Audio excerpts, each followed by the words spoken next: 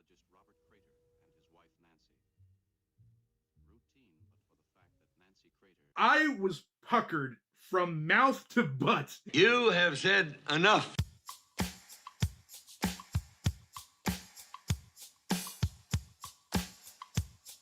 I'm sorry, but anybody who trusts Jake, bad news for you.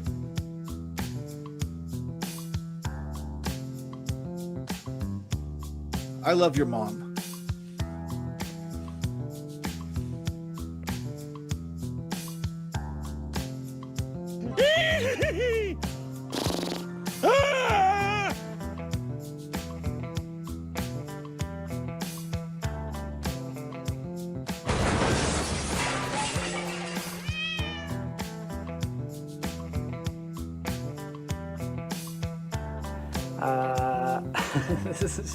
Aren't I the best at this?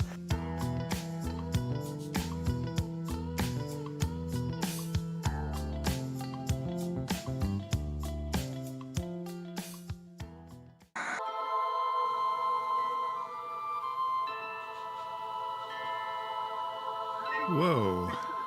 A bit dizzy. That's just science.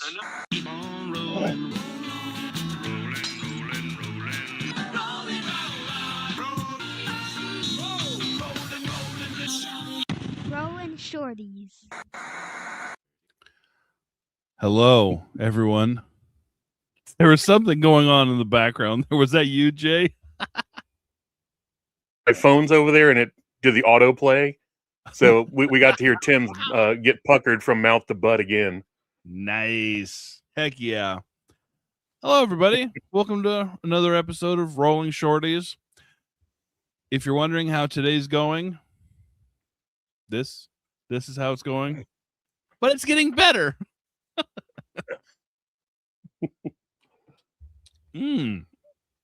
Today I'm joined once again by the incomparable Jay, aka Spinebreaker Books. Used to be the artist formerly known as Brittleby. Rest in peace, Brittleby. Howdy. All right, let's see who's all showing up here. That doesn't look like Nicole Kidman.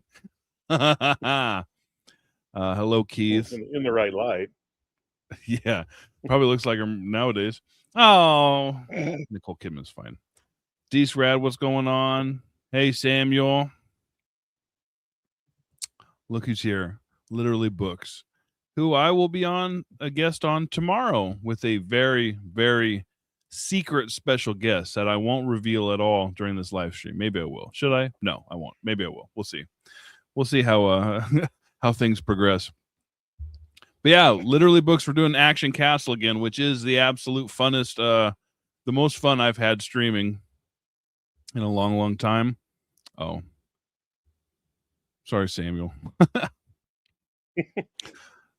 Oh, Andrea's here. How's it going, Andrea? People still work. What's going on? She lost her crown. I don't know who's got. The only person that talks more is probably oh no, I would have thought it was Sephiroth. Oh, look, this is why you lost your crown. Get your puckered butts ready, folks. You guys are out of your minds. Bring on the hot. Yeah, what do you think of the odds? What are the odds that this is what we're actually going to be? Hot dinosaur. Wait a second. Hot dinosaur nurses? Tim's got weird taste, doesn't he? He's moving off of Hobbits, so any progress is positive. I just saw the $5 pop up. You're cheating. She's cheating to get the crown back, but I will allow it. Twice as puckered. Hey, Gavin, how's it going? Denick, how's it going? Look at everybody's here. Gary's here as well. This is great. I don't think I revealed it. Did I reveal it? I don't know if it was you or Virgil. Someone revealed it. Oh, whoops. Well, I think it was you. Oh, It might have been me, actually. It probably was. That checks out. All right. Thank you, Andrea. I'll pay you back at Pulp Fest. Don't worry, you'll get your money back, but with American interest. So it'll be like 45 cents.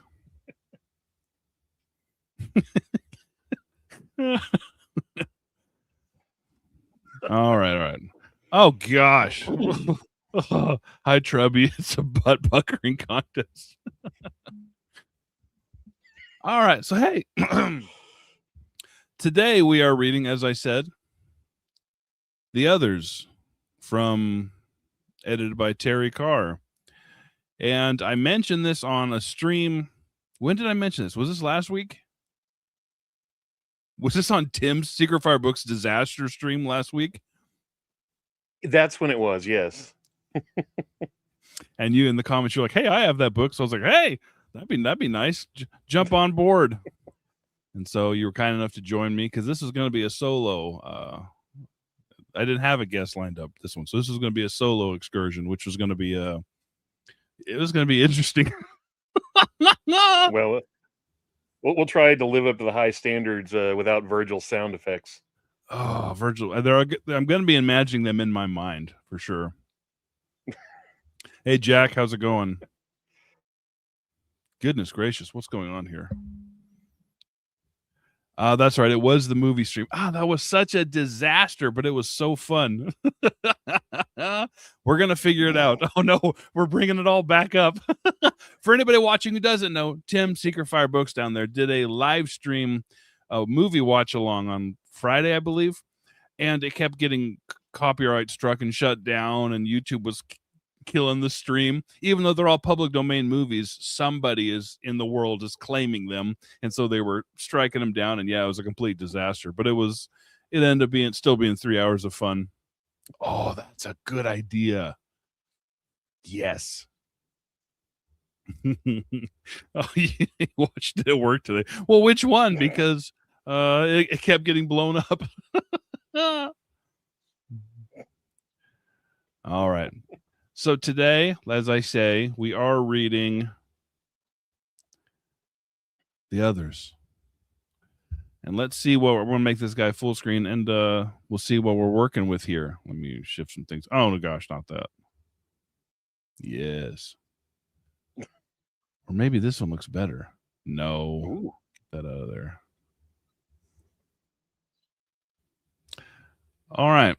The Others. Do strange beings out there control our lives? What do you think, Jay? I certainly hope so.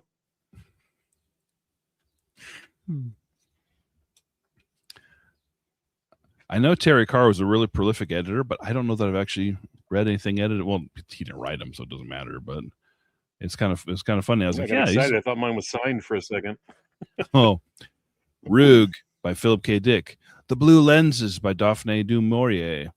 The Ship-Shape Home by Richard Matheson. 8 o'clock in the Morning by Ray Nelson. The Six Fingers of Time by R.A. Lafferty. Be My Guest by Damon Knight. They by Robert A. Heinlein. What do you think? Might want to skip the Damon Knight one. You're skipping Damon Knight?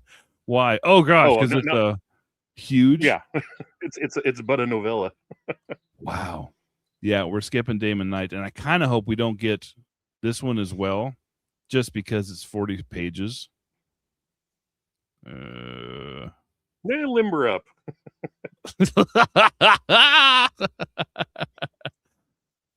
Oh, thank you, Virgil. In my heart, you're always making sound effects. Mark Clark, what's going on? That's happened maybe once, allegedly. I actually, now that I think of it, I don't think it's ever happened. I think I've always been professional and mature. Thank you, Mark. Oh, okay, that's good to know, Jack. I know he was I know he's a big deal in the editing world. Did he do any writing?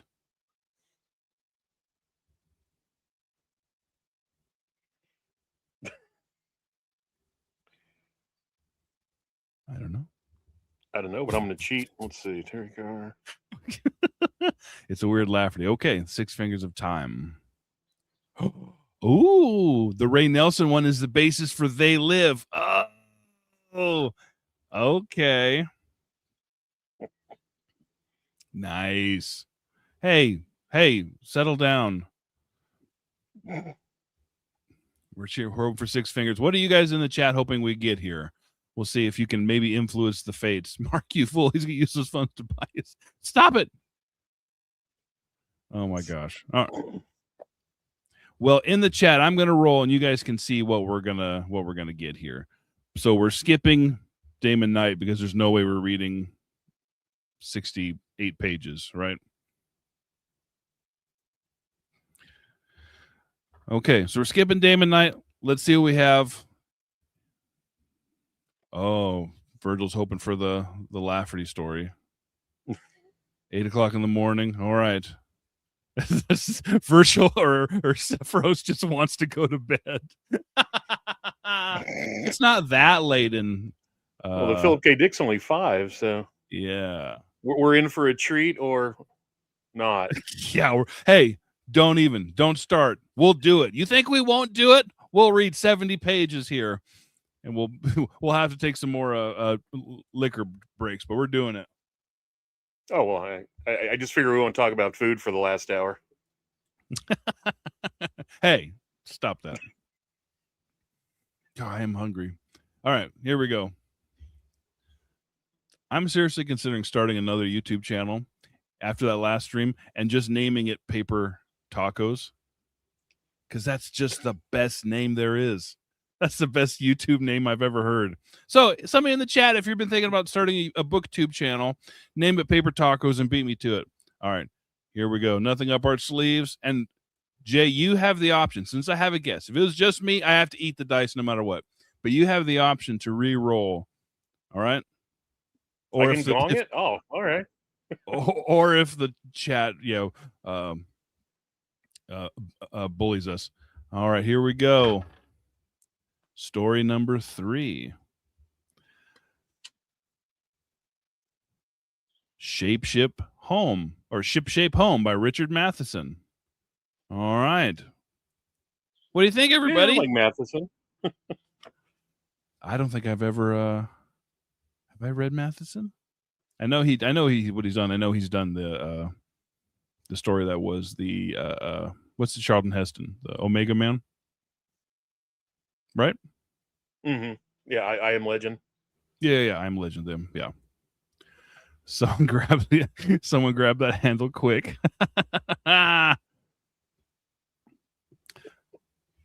No burner channels.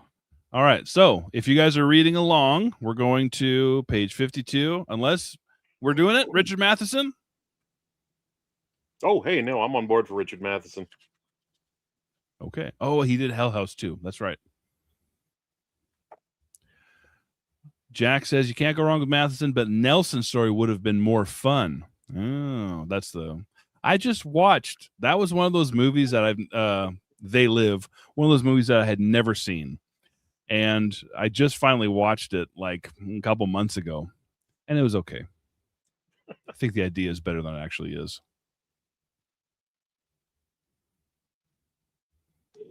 Do it, Yar. All right. Oh, he also wrote Prey. Okay. You did a review of it on your other channel. Okay. We'll have to check that out, Jack. All right. Let's stop goofing around. Enough people are here. We're reading The Ship-Shape Home by Richard Matheson. Do it later instead of talking about tacos. Can you imagine what type of tacos they have in Scotland or Ireland or whatever one of those weird kilt countries he's from? I think they call them haggis or something. They call them haggis wraps. Haggis logs. Nasty. All right. You guys know how this goes. Oh gosh, I keep bumping my camera. Sorry about that, everyone. You all know how this goes. We'll read a paragraph or so and then pass it on. Yeah. We'll get through this. Haggis tacos. All right. Ship-Shape Home by Richard Matheson. The janitor gives me the Oh, and that's another thing. We have to try and match each other's voices, okay? I'll do the best I can. You got it. I'm not the talented orator. Stop it. Yes, you are. Yes, you are. This channel is actually just all about affirmation. That janitor gives me the creeps, Ruth said when she came in that afternoon. I looked up from the typewriter as she put the bags on the table and faced me. I was killing a second draft on a story. He gives you the creeps, I said. Yeah, he does. The way he has of slinking around, he's like Peter Lorre or somebody. Peter Lorre, I said. I was still plotting. Babe, she interrupted. I'm serious. The man is a creep. I snapped out of the creative fog with a blink. Hun, what can the poor guy do about his face? I said. Heredity. Give him a break. She plopped down in the chair by the table and started to take out groceries, stacking cans on the table. Sorry, everybody. I just saw how the page was all arranged. Listen, she said. I could smell it coming, that dead serious tone of hers, which she isn't aware of anymore, but which comes every time she's about to make one of her revelations to me. Listen, she repeated, dramatic emphasis. Yes, dear, I said. I leaned one elbow on the typewriter cover and gazed at her patiently. You get that look off your face, she said. You always look at me as if I were an idiot child or something. I smiled, wanly. You'll be sorry, she said, some night when that man creeps in with an axe and dismembers us. He's just a poor man earning a living, I said. He mops the halls, he stokes the furnaces, We have oil heat, she said. If we had a furnace, the man would stoke it, I said. Let us have charity. He labors like ourselves. I write stories. He mops floors. Who can say which is the greater act? She looked dejected. Okay, she said with a surrendering gesture. Okay, if you don't want to face facts. Which are? I prodded. I decided it was best to let it out of her before it burned a hole in her mind. Her eyes narrowed. You listen to me, she said. That man has some design in being here. He's no janitor. I wouldn't be surprised if this apartment house was just some front for a gambling establishment, a hideout for public enemies 1 through 15, an abortion mill, a counterfeiter's lair, a murderer's rendezvous. She was already in the kitchen, thumping cans and boxes into the cupboard. Okay, she said. Okay. In that patient, if you get murdered, then don't come to me for sympathy voice. Don't say I didn't try. If I'm married to a wall, I can't help it. I came in and slid my arms around her waist. I kissed her neck. Stop that, she said. You can't disconcert me. The janitor is... She turned. You're serious, I said. Her face darkened. Honey, I am, she said. The man looks at me in a funny way. How? Oh, she searched. In anticipation. I chuckled. Can't blame the man. Be serious now. Remember the time you thought the milkman was a knife killer for the mafia, I said. I don't care. You read too many fantasy pulps, I said. No, that's not possible. You'll be sorry. I kissed her neck again. Let's eat, I said. She groaned. Why do I tell you anything? Because you love me, I said. She closed her eyes. I give up, she said quietly with the patience of a saint under fire. I kissed her. Come on, hun. We have enough troubles. She shrugged. Oh, all right. Good, I said. When are Phil and Marge coming over? 6, she said. I got pork. Roast? I'll buy that. You already did. In that case, back to the typewriter. While I squeezed out another page, I heard her muttering to herself in the kitchen. I didn't catch it all. All that came through was a grimly prophetic, murdered in our own beds or something. No, it's fluky, Ruth analyzed as we sat having dinner that night. I grinned at Phil, and he grinned back. Oh, wait, what's his wife's name? Is his wife's name Ruth? Is it Ruth or is it? Oh, no. We're not paying attention. Yeah, it is Ruth. Oh, it is Ruth. Okay, so Ruth is our wife. Marge is a new woman. It's Phil and Marge and the narrator. All right. Now it's fluky, Ruth analyzed as we sat having dinner that night. I grinned at Phil. He grinned back. I think so, too, Marge agreed. Whoever heard of it charging only 1 It's only $65 a month for a 5-room apartment, furnished. Stove, refrigerator, washer. It's fantastic. Girls, I said, let's not quibble. Let's take advantage. Oh, Ruth tossed her pretty blonde head. If a man said, here's $1 million for you, old man, you'd probably take it. I most definitely would take it, I said. I would then run like hell. You're naive, she said. You think people are steady, I said. You think everybody's Santa Claus. It is a little funny, Phil said. Think about it, Rick. I thought about it. A 5-room apartment, brand new furnished in the best manner, dishes. I pursed my lips. The guy can get lost in his typewriter. Maybe it was true. I nodded anyways. I could see their point.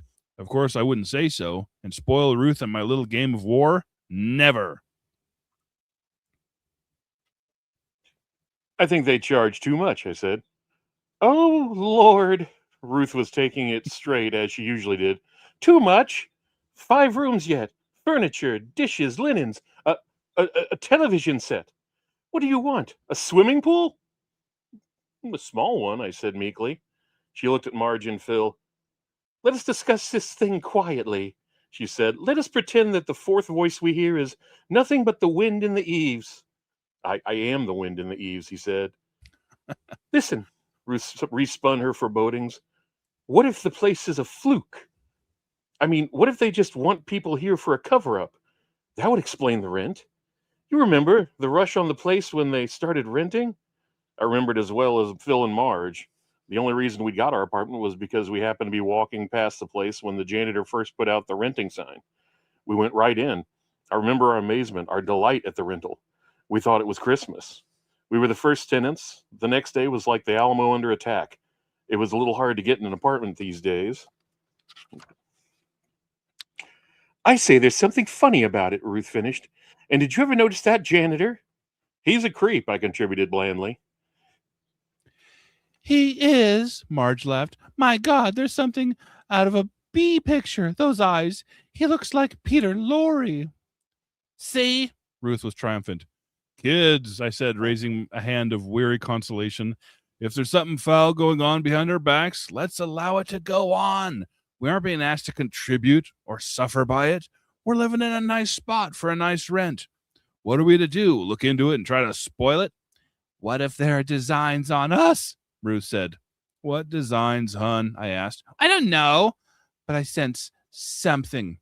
Remember that time you sensed a bathroom was haunted? I said. It was a mouse.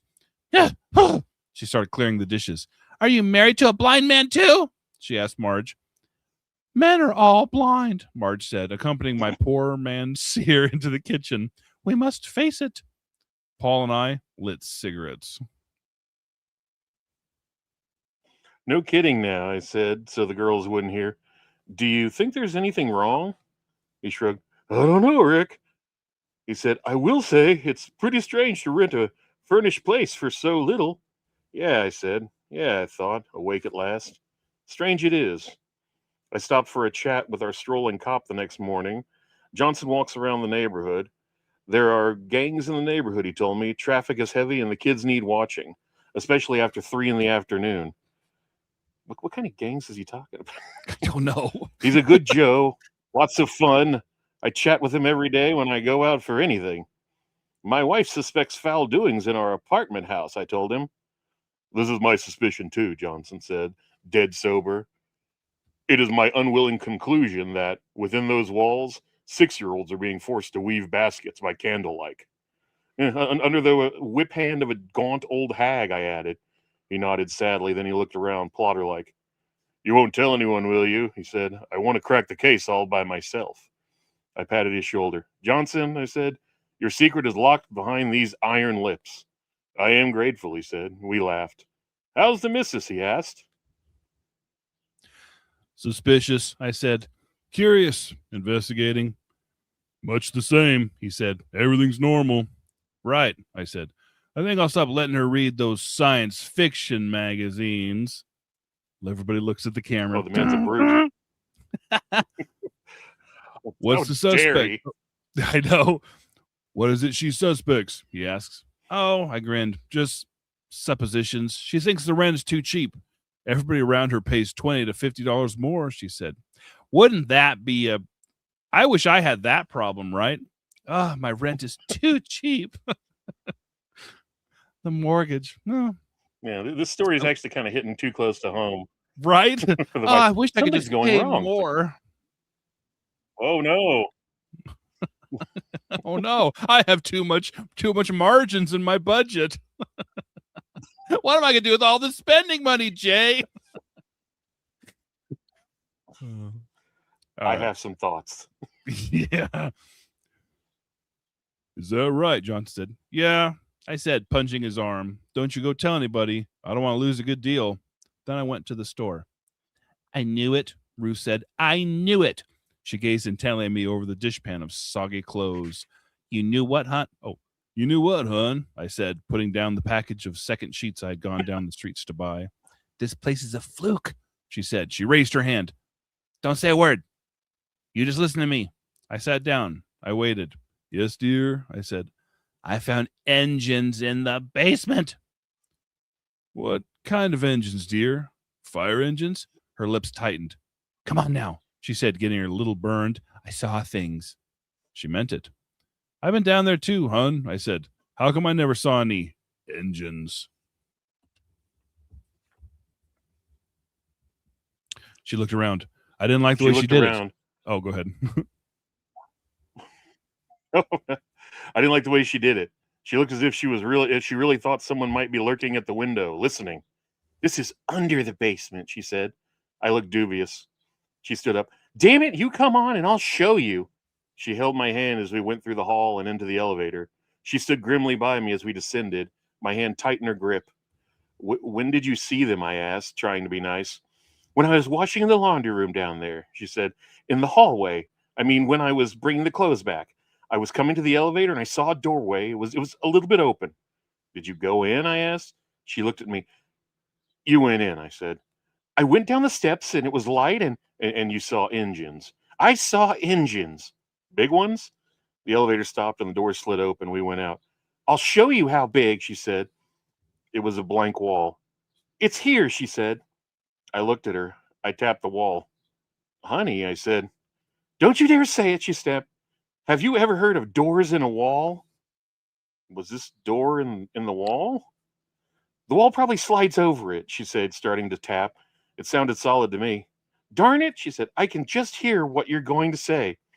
I didn't say it. I just stood there watching her. Lose something? The janitor's voice was sort of like Lori's, low and insinuating. Ruth gasped, caught way off guard. I jumped myself. My wife thinks there's a... I started nervously. I was showing him the right way to hang a picture, Ruth interrupted hastily. That's the way, babe. She turned towards me. You put the nail in at an angle, not straight in. Do you understand now? She took my hand. The janitor smiled. See, I said awkwardly. I felt his eyes on us as we walked back to the elevator. With the door shut, Ruth turned quickly. Good night, she stormed. What are you trying to do? Get him on us? Honey, what? I was flabbergasted. Never mind, she said. There are engines down there, huge engines. I saw them, and he knows about them. Baby, I said. Why don't... Look at me, she said quickly. I looked hard. Do you think I'm crazy? She asked. Come on now. Never mind the hesitation. I sighed. I think you're imaginative, I said. You read those... Oh! She looked around disgusted. You're as bad as you and Galileo, I said. I'll show you those things, she said. We're going down there again tonight when the janitor's asleep. If he ever sleeps. I was worried then. Honey, cut it out, I said. You'll get me going too. Good, she said. Good. I thought it would take a hurricane. I sat staring at my typewriter all afternoon, nothing coming out but concern. I didn't get it. Was she actually serious? All right, I thought. I'll take it straight. She saw a door that was left open, accidentally. That was obvious. If there were really huge engines under the apartment house, as she said, then the people who built them darn sure wouldn't want anyone to know about them. East 7th Street, an apartment house, and huge engines underneath it. True?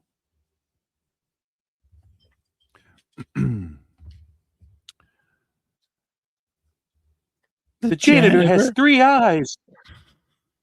Sorry, I got excited. That's all right. We're stepping all over each other. She was shaking. Her face was white. She stared at me like a kid who'd read her first horror story. Honey, I said. I put my arms around her. She was scared. I felt sort of scared myself. And not that the janitor had an extra eye either. I didn't say anything at first. What can you say when your wife comes up with something like that? She shook a long time, then she spoke in a quiet voice, a timid voice. I know, she said, you don't believe me. I swallowed. Babe, I said helplessly. We're going down tonight, she said. This is something important now. It's serious. I don't think we should, I started. I'm going down there, she said. She sounded edgy now, a little hysterical. I tell you, there are Indians down there. God damn it, there are Indians. She started crying now, shaking badly. I patted her head, resting it against my shoulder. All right, baby, I said. All right. She tried to tell me through her tears, but it didn't work. Later, when she calmed down, I listened. I didn't want to get her upset. I figured the safest way was to just listen. I was walking through the hall downstairs, she said. I thought maybe there was some afternoon mail. You know, once in a while, the mailman will... She stopped. Never mind that. What matters is what happened when I walked past the janitor. What? I said, afraid of what was coming. He smiled, she said. You know the way he does. Sweet and murderous. I let it go. I didn't argue the point. I still didn't think the janitor was anything but a harmless guy who has the misfortune to be born with a face that was strictly from Charles Adams. So, I said, then what? I walked past him. I felt myself shiver because he looked at me as if he knew something about me I didn't even know. I didn't care what you say. That's the feeling I got. And then, she shuddered. I took her hand. Then, I said, I felt him looking at me. I'd felt that too when we found us in the basement. I knew what she meant. You just know the guy was looking at you. All right, I said, I'll buy that. You won't buy this, she said grimly. She sat stiffly a moment, then said, when I turned around to look, he was walking away from me. I could feel it on the way. I started weakly. His head was turned, but he was looking at me. I swallowed. I sat there numbly, patting her hand without even knowing I was doing it. How, hun? I heard myself asking. There's an eye in the back of his head. Hun, I said. I looked at her. Let's face it, fright. A mind on the loose can get awfully confused. She closed her eyes. She clasped her hands after drawing away one I was holding. She pressed her lips together. I saw a tear wriggle out from under her left eyelid and roll down her cheek. She was white. I saw it, she said quietly. So help me God, I saw that eye. I don't know why I went with it. Self-torture, I guess. I really wanted to forget the whole thing, pretend it never even happened. Why haven't we seen it before, Ruth? I asked. We've seen the back of the man's head before. Have we? She said. Have we? Sweetheart, somebody must have seen it. Do you think there's never been anyone behind him? His hair parted, Rick, she said. And before I ran away, I saw his hair going back over it, so you couldn't see it. I sat there silently. What to say now, I thought. What could a guy possibly say to his wife when she looks to him like that? You're nuts? You're loony? Or the old tired, you've been working too hard. She hadn't been working too hard. Oh, what a bitch. Then again, maybe she had been working overtime with her imagination. Are you going to go down with me tonight, she asked. All right, I said quietly. All right, sweetheart. Now, will you go and lie down? I'm all right. Sweetheart, go and lie down, I said firmly. I'll go with you tonight, but I want you to lie down. She got up. She went into the bedroom, and I heard the bed spring squeak as she sat down, then drew up her legs and fell back on the pillow. I went in a little later to put a comforter over her. She was looking at the ceiling. I didn't say anything to her. I don't think she wanted to talk to me. What can I do? I said to Phil. Ruth was asleep. I'd sneaked across the hall. Maybe she saw him. He said, isn't it possible? Yeah, sure, I said. And you know what else is possible, too? Look, you want to go down and see the janitor. You want to? No. They said, there's nothing we can do. You're going down to the basement with her? If she keeps insisting, I said. Otherwise, no. Look, he said, when you go, come and get us. I looked at him curiously. You mean the thing is getting you too? I said. He looked at me in a funny way. I saw his throat move. Don't tell anyone, he said. He looked around, then turned back. Marge told me the same thing, he said. She said the janitor has 3 eyes. I went down after supper for some ice cream. Johnson was walking around. They're working you overtime, I said as he started to walk beside me. They expect some trouble from the local gangs, he said. I never saw any gangs, I said distractedly. They're here. Mm-hmm. How's your wife? Fine, I lied. She still thinks the apartment is a house as the front? He laughed. I swallowed. No, I said. I've broken her of that. Like a good husband.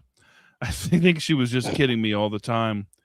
He nodded and left me at the corner. And for some reason, I couldn't keep my hands from shaking all the way home.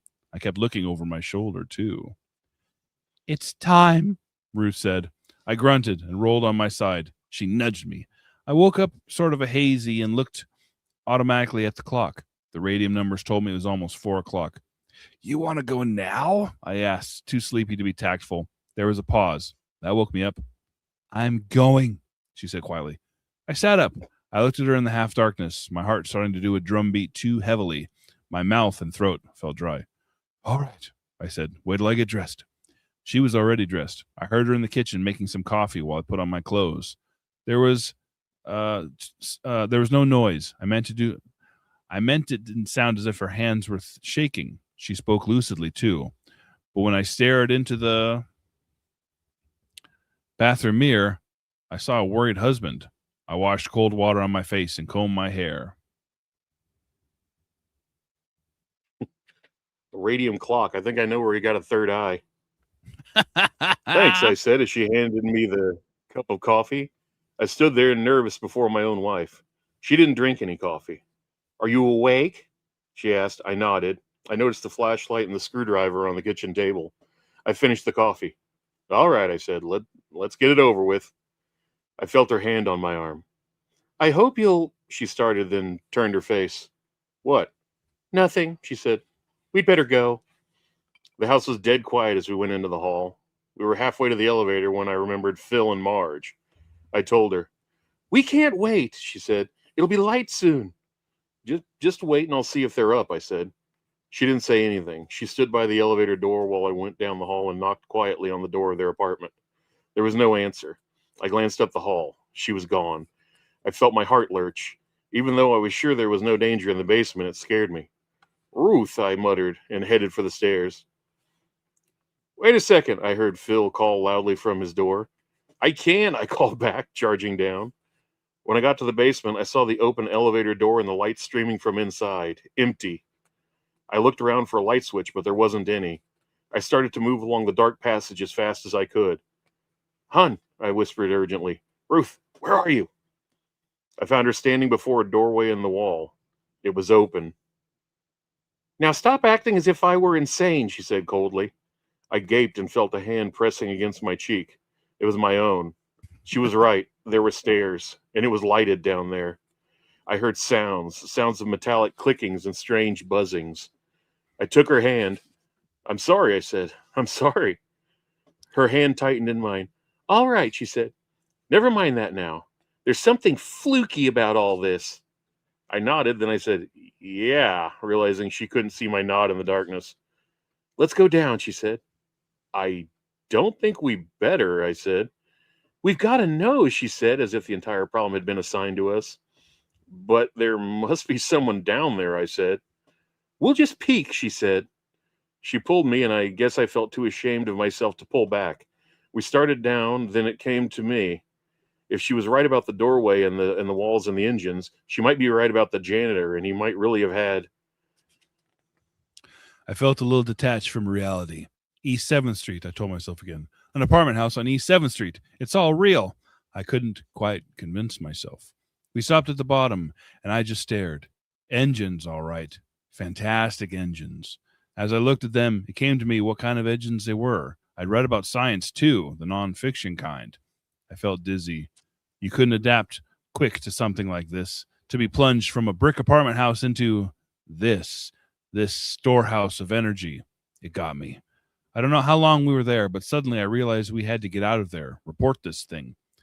Come on, I said. We moved up the steps, my mind working like an engine itself, spinning out ideas fast and furious, all of them crazy, all of them acceptable, even the craziest ones.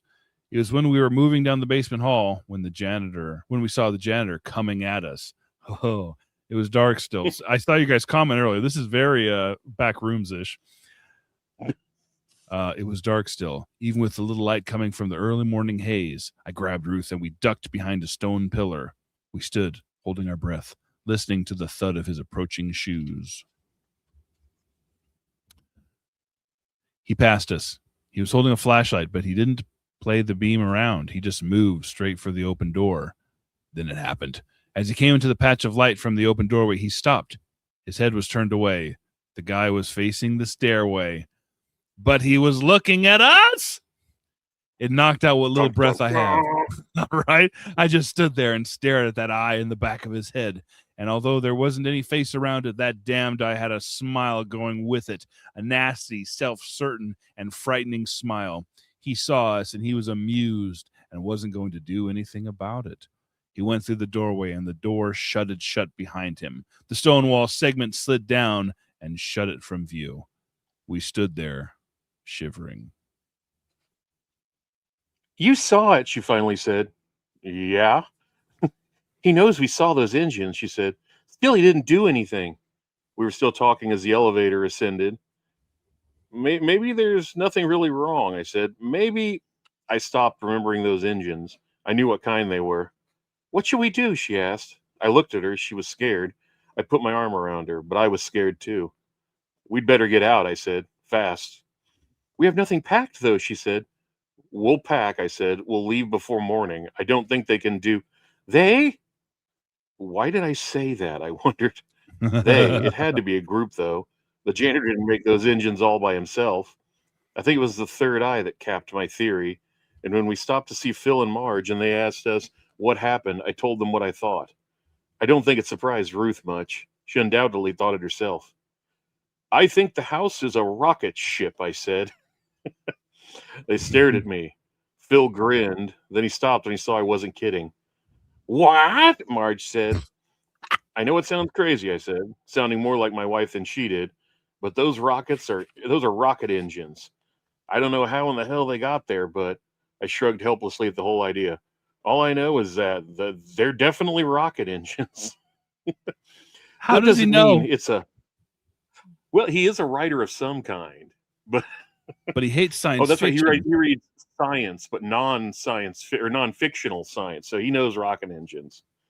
He's up to date. Yeah. That doesn't mean it's a ship, Bill finished weakly, switching from statement to question in mid-sentence. Yes, said Ruth, and I shuddered. That seemed to settle it. She'd been right too often lately. We're going to have to get a divorce. But, Marge shrugged, what's the point? Ruth looked at us. I know, she said. What, baby? I asked, afraid to be asking. That janitor, she said. He's not a man. We know that. That third eye makes it. You mean the guy has one? Phil asked incredulously. I nodded. He has one. I saw it. Oh, God, he said. But he's not a man, Ruth said again. Humanoid, yes, but not an earthling. He might look like he does, actually, except for the eye. He might actually be completely different. So different that he has to change his form, give himself that extra eye just to keep track of us when we wouldn't expect it.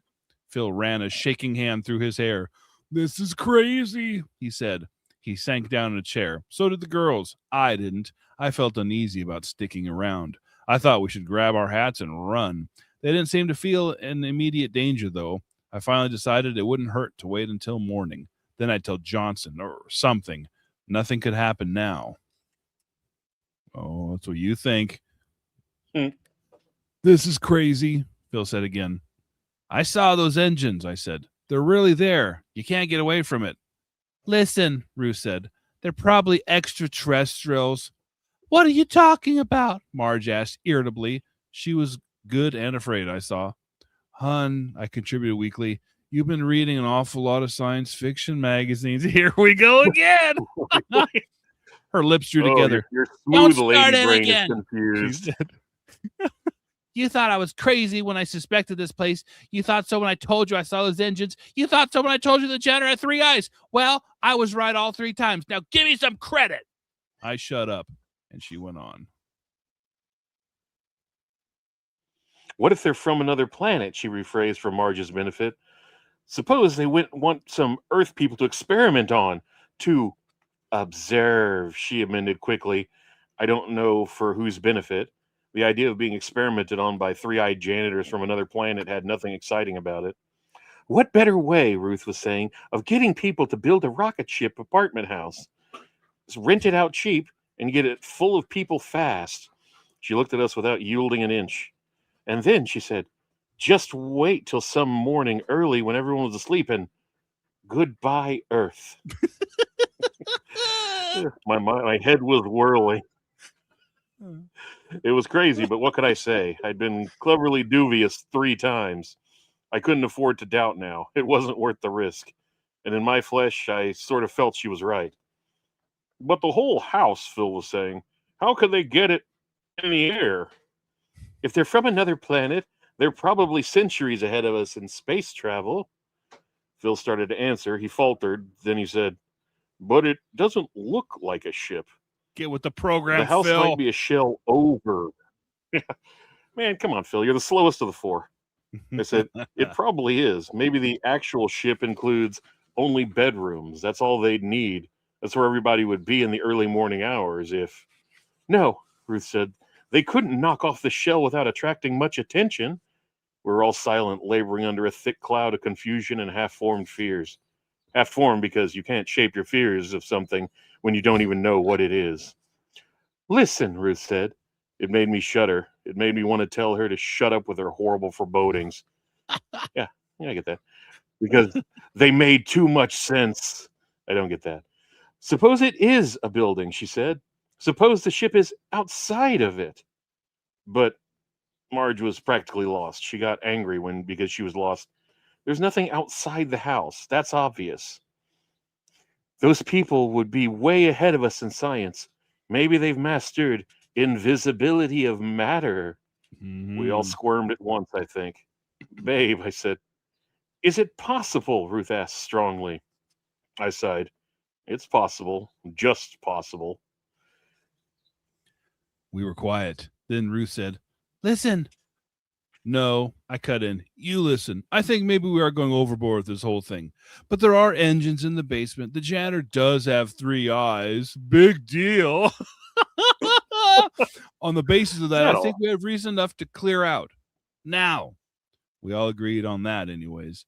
We better tell everybody in the house. Oh, we better tell everybody in the house, Ruth said. We can't leave them here. It'll take too long, Marge argued. No, we have to, I said. You pack, babe. I'll tell them. I headed for the door and grabbed the knob, which didn't turn. Nice. A bolt of panic drove through me. I grabbed at it and yanked hard. I thought for a second, fighting down fear. This was locked on the inside. I checked. It was locked on the outside. What is it? Marge said in a shaking voice. You could sense a scream bubbling up in her. Locked, I said. Marge gasped. We all stared at each other. It's true, Ruth said, horrified. Oh my God, it's all true then. I made a dash for the window. Then the place started to vibrate. Oh no! As if we were starting to get hit by an earthquake. Dishes started to rattle and fall off shelves. We heard a chair crash onto its side in the kitchen. What is it? Marge cried again. Phil grabbed for her as she started to whimper. Ruth ran to me, and we stood there frozen, feeling the floor rock from under our feet. The engines, Ruth suddenly cried. They're starting them. They have to warm up, I said, obviously an expert at everything because male. We can still get out. Rocket engines. Maybe it's just those are rocket engines. I'm telling you, I've seen them. Clearly, there. I mean, so what if he has 3 eyes? It's nothing to write home about. You've been reading too many of those science fiction magazines. Women, take your lawn. Oh goodness. They have to. Oh, he actually caveats it with a wild guess. They have to warm up. I made a wild guess. We can still get out. I let go of Ruth and grabbed a chair. For some reason, I felt that the windows had been automatically locked too. I hurled the chair through the glass. The vibrations were getting worse. Maybe, or quick, I shouted over the noise. Out the fire escape. Maybe we can make it. Impelled by panic and dread, Marge and Phil came running over to the shaking floor. I almost shoved them through the gaping window hole. Marge tore her skirt. Ruth cut her fingers. I went last, dragging a glass dagger through my leg. Ew, I didn't even feel it. I was so keyed up. I kept pushing them, hurrying down the fire escape steps. Marge caught a slipper heel in between two gratings and it snapped off. Her slipper came off. She limped, half fell down the orange-painted metal steps, her face white and twisted with fear. Ruth and her loafers clattered down behind Phil. I came last, shepherding them frantically. I saw other people at their windows. We heard windows crashing above and below. We saw an older couple crawl hurriedly through their window and start down. They held us up. Look out, will you? Marge shouted at them in a fury. They cast a frightened look over their shoulders. Ruth looked back at me, her face drained of color. Are you coming? She asked quickly, her voice shaking. I'm here, I said breathlessly. I felt as if I were going to collapse on the steps, which seemed to go on forever. At the bottom was a ladder. We saw the old lady drop from it with a sickening thud, crying out in pain as her ankle twisted under her. Her husband dropped down and helped her up. Ow. The building was vibrating harshly now. We saw dust scaling out from between the bricks. My voice joined the throng, all crying the same word. Hurry! I saw Phil drop down. He half caught Marge, who was sobbing in fright. I heard her half-articulated, "Oh, thank God," as she landed, and they started up the alleyway. Phil looked back over his shoulder at us, but Marge dragged him on. Let me go first, I snapped quickly. Ruth stepped aside and I swung the... What a hero. What a hero. Ruth stepped aside and I swung down the ladder and dropped, feeling a sting in my insteps, a slight pain in my ankles. I looked up, extending my arms for her. A man behind Ruth was trying to shove her aside so he could jump down. Look out, I yelled like a raging animal, reduced suddenly by fear and concern. If I'd have had a gun, I'd have shot him. Yeah. Ruth let the man drop. He scrambled to his feet, breathing feverishly, and ran down the alley. The building was shaking and quivering. The air was filled with the roar of the engines now. Ruth, I yelled. She dropped and I caught her. We regained our balance and started up the alley. I could hardly breathe. I had a stitch in my side. As we dashed into the street, we saw Johnson moving through the ranks of scattered people, trying to herd them together. Here now, he was calling. Take it easy. We ran up to him. Johnson, the ship, it's... Ship? He looked incredulous. The house, it's a rocket ship. It's... The ground shook wildly. Johnson turned away to grab someone running past. My breath caught, and Ruth gasped, throwing her hands to her cheeks. Johnson was still looking at us with that third eye. Oh, yeah. The one that had a smile with it. No, Ruth said shakily. No. And then the sky, which was growing light, grew dark. My head snapped around. Women were screaming their lungs out in terror. I looked in all directions. Solid walls were blotting out the sky. Oh my God, Ruth said. We can't get out. It's the whole block. Then the rockets started. Whoa.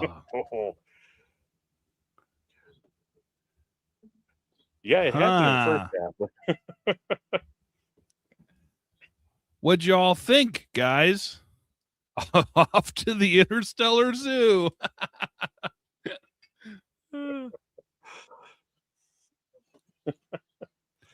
That was my first Matheson. Boy, I struggled over that.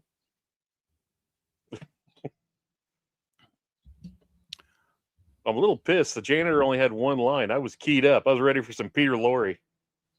Oh my goodness. Yeah. Dun dun dun. It's the whole block. I thought it was pretty good. A lot of real dialogue heavy. What are your thoughts, Jay? Give us your thoughts. Honestly, it kind of felt like a B-side Twilight Zone episode. I'm sure Matheson. I don't know what era he was exactly, but I'm sure he was probably in the rotation for writers for that. Yeah, it felt of an era, right? I don't know. There's been there's been sci-fi creep over the years, I guess, where now you kind of shrug. It's like Third Eye, where yeah, that'd be terrifying running into that. Right? I, Yeah, I, just I in feel the like I'd back of be your in head. the alleyways of Chernobyl, and it's like, oh, he's got a third eye. That's never buying an anthology book ever. Interstellar Closet. Yeah, this was Richard Matheson, 1955. Yeah. So I don't know when. I think this came out in the 70s, right? Let's find out. 69. So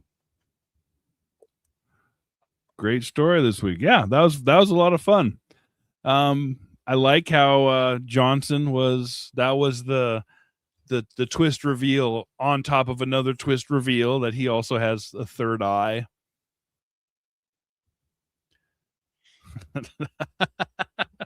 Yeah, right.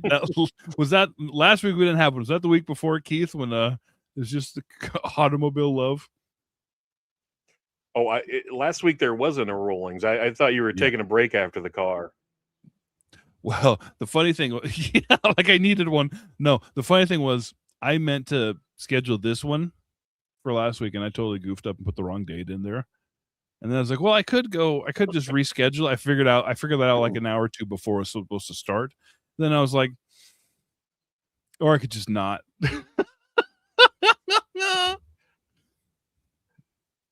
Honestly, I assumed you were working on the Lear video. I was going, that's probably that's more labor intensive than reading Star Seekers. That was a ride. Oh, Tarrant, that's his too. Oh, that's good to know, Virgil, because that's one of my favorite Twilight Zones. Yep, everybody's saying that he's a big Twilight Zone writer.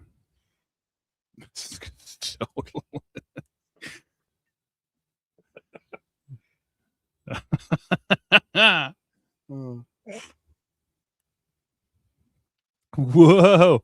Yeah. What do you think of the characters? Again, what reflecting do you think on what a rocket specialist our writer was. Honey. Okay, 1985 was, because now we read him just like totally like everybody in the comments was just like, get tranquilized, Ruth. It's time for your time for your trank. How much of that was just the product of the era? Do you think well, it was written in 55, huh? So I think it was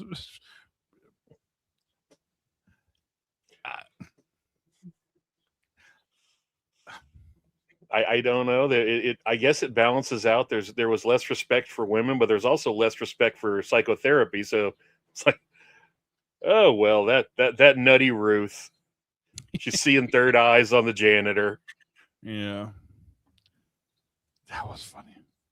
One of those stories that's fun, but you'll never have a reason I agree. Yep. You'll never have a reason to read it again. We've got the revelation. We got it, and it was good. It was fine. It was crazy. Oh yeah. There's some books that you just can't reread. Like that Fellowship of the Ring was one. Watch it. Tim's about to go nuclear. I've never read 20,000 Read. Did he just kick me on Discord? Yeah, right. Sephiroth fell asleep. Yes, it was all a houseboat. It was a houseboat the size of a block. Yeah. You go back to sleep, Sephiroth. Go back to sleep. Oh, did he do Duel? I didn't hear that yet. No, I don't know. This is why I hang out with you folks. Everyone's so much better informed than I am. Yeah, right. Well, not me. Everybody else is. Yeah, the chat. I was talking to the chat. No, you were excluded. Right. Yes, the chat knows more than both is combined. Rare meat. Ruth is my totem, man. I did like how Ruth was from the very beginning. She was. Here's something I've noticed, because this is kind of I don't know if it's not a trope, but I've seen it several times where like I am seeing something and then it's like the parents don't believe or the wife won't believe. But this might be the first time I can think of where it's like the wife was right all along and the viewpoint character was incredulous. And am I wrong in that? Maybe not. That I have a little bit of a bias. I've actually experienced this story personally, not involving aliens, but in involving my wife kept telling me, it's like, I hear something in the backyard. This went on for like a week. And sure enough, our next door neighbor, in their shed, there was like apparently some wandering a traveler staying in her shed. So after a week of you're imagining it, how much wine did you have? It's like, oh, I guess she was right. Well, That's there's going to be no living with her anymore. That's actually kind of scary. There's somebody living in your shed or in your garage. Well, thankfully it wasn't mine. It was the shed adjacent, because I have a solid lock on my shed. Yeah, lock your sheds, people. Nutty Ruth, isn't that a chocolate bar? Baby Ruth is a chocolate bar, and Baby Ruth is the only candy bar. Here's the thing. Baby Ruth is, we're getting into food talk early. Wow, big shocker. Yeah, we should have done the 40-page story. It's the only candy I like. Really? I don't really care for candy, but I'll go for a Baby Ruth. Yeah. I mean, it's in the rotation in the jar actually, but now I've got to have a little Heath, a little crunch, little. I do like some Heath as well. Variety. Crunch can get it, but yeah, Heath I do like. That's true. It wasn't. What? Pulp tacos? Somebody got a pulp taco. That's awesome. Oh no. We're just talking about tacos, paper tacos. Paper tacos, but pulp tacos is way better. Pulp taco sounds good. Oh, I go for some pulp tacos right now. No, we're talking about science fiction, not about food. We save food for the last hour of the stream. Yeah, exactly. Oh no. Somebody needs to check on Tim right now. I see Keith watch the Amazon series. Mm-hmm.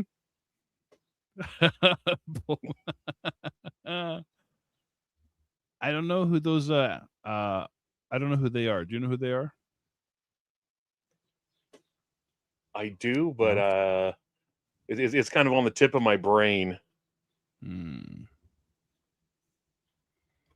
It feels Nick at Night-ish. I'm cheating. I wonder if it's supposed to be New York City because of the fire escape. Yeah. To the moon house. Oh, that's right, Nightshade Holloway. That's right. Oh yeah, it is the Honeymooners. Okay, well. Yeah. I should have had faith in myself. Every Rollin Shorties comes with a moral at the end. What's the moral of this one? Listen to your wife. She might be right. She might not be crazy. Wash your hands. Don't trust janitors. They're up to something. That was pretty good, actually. Get to the food talk. No, I'm just going to I'm going to eat before the next Rollin Shorties for sure. The next live stream I'm going to eat the whole time. I'm doing better than I thought. For lunch, I went into one of the scariest Mexican restaurants ever, and you know when you get in there, it's like, ugh, this is going to be either the best food ever, or I'm getting a stomach parasite. And so far, it was really good. So I'm hoping I got the best food ever. Yeah, I love those Mexican restaurants where you go in and it's like nothing's in English, and like, okay, here we go. Now we're talking. We don't take American Express. We don't take checks. We don't take food stamps on the wall. You're going, oh, I'm at the place. Mm-hmm. Moral: don't live in New York. That's a good moral, actually. Good point, Gavin. The alien race is so advanced that their engines are easily recognizable as engines to two average people.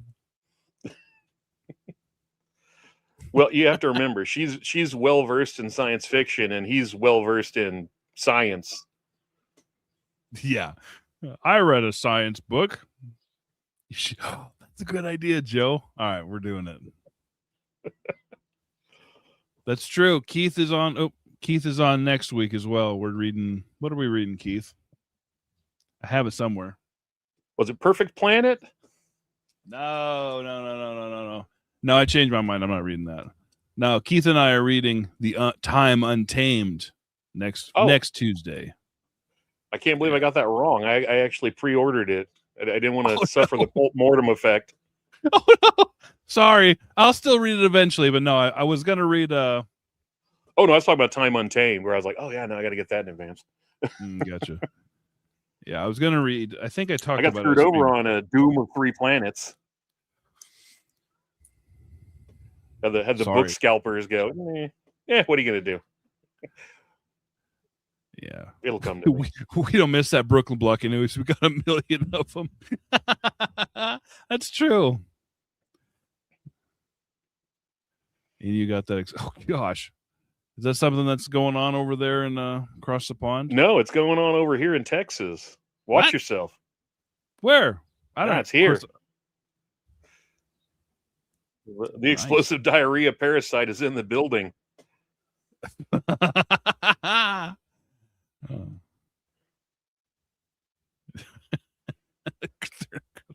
I'll have to Google explosive diarrhea parasite because I don't know. I haven't heard anything about it, but I don't really watch news at all. I just goof around on YouTube. Now be careful. Looking that up, you might get on a list. Ooh, nice. Here we go. I made some homemade salsa from my garden the other day, and it was bang on. It was awesome. I wonder what those look like. I have seeds for both Black Prince and Cherokee Purple, but I kind of buy seeds like that's a good idea. I'm gonna start a garden one of these days, and then immediately forget and just leave them in the package.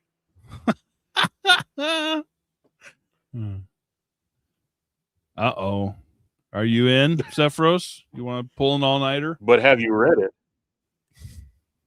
He doesn't read. He just collects, which is still cool. Yeah. The funny thing is, the book I just finished reading, I'll show you guys. It's Cage a Man. Right here. By F.M. Busby. This was pretty fun. I'll have a review coming not this Friday. I'm a week ahead, but next Friday there'll be a review for this. But it is an alien abduction story, and it's just done so much better than this one because this one doesn't make any sense. Like it would be so much easier to just abduct people as opposed to an entire city block. Just like, well, let's just tear a chunk out of this city and take that up into space. It's funny, but I get it. It doesn't make a whole lot of sense. He wanted to observe them in his natural habitat. Yeah.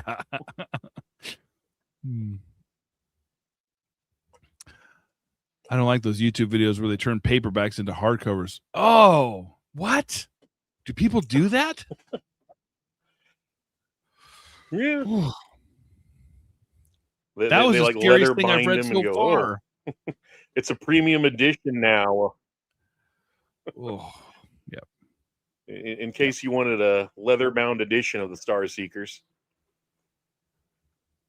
Are you saying don't Google don't Google no, it's fine. I don't really eat out. I eat at home. It's fine. I've just walked in on something about exploding beer. It's right. It's just Taco Bell. It's fine.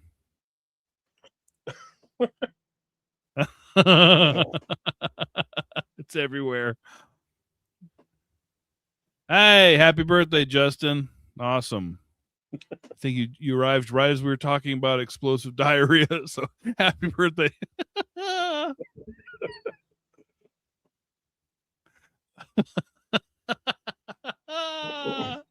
Oh, that's a good comment. Meanwhile, on Alien Planet, hey, what are you sailings doing here? Oh, none, forget about it.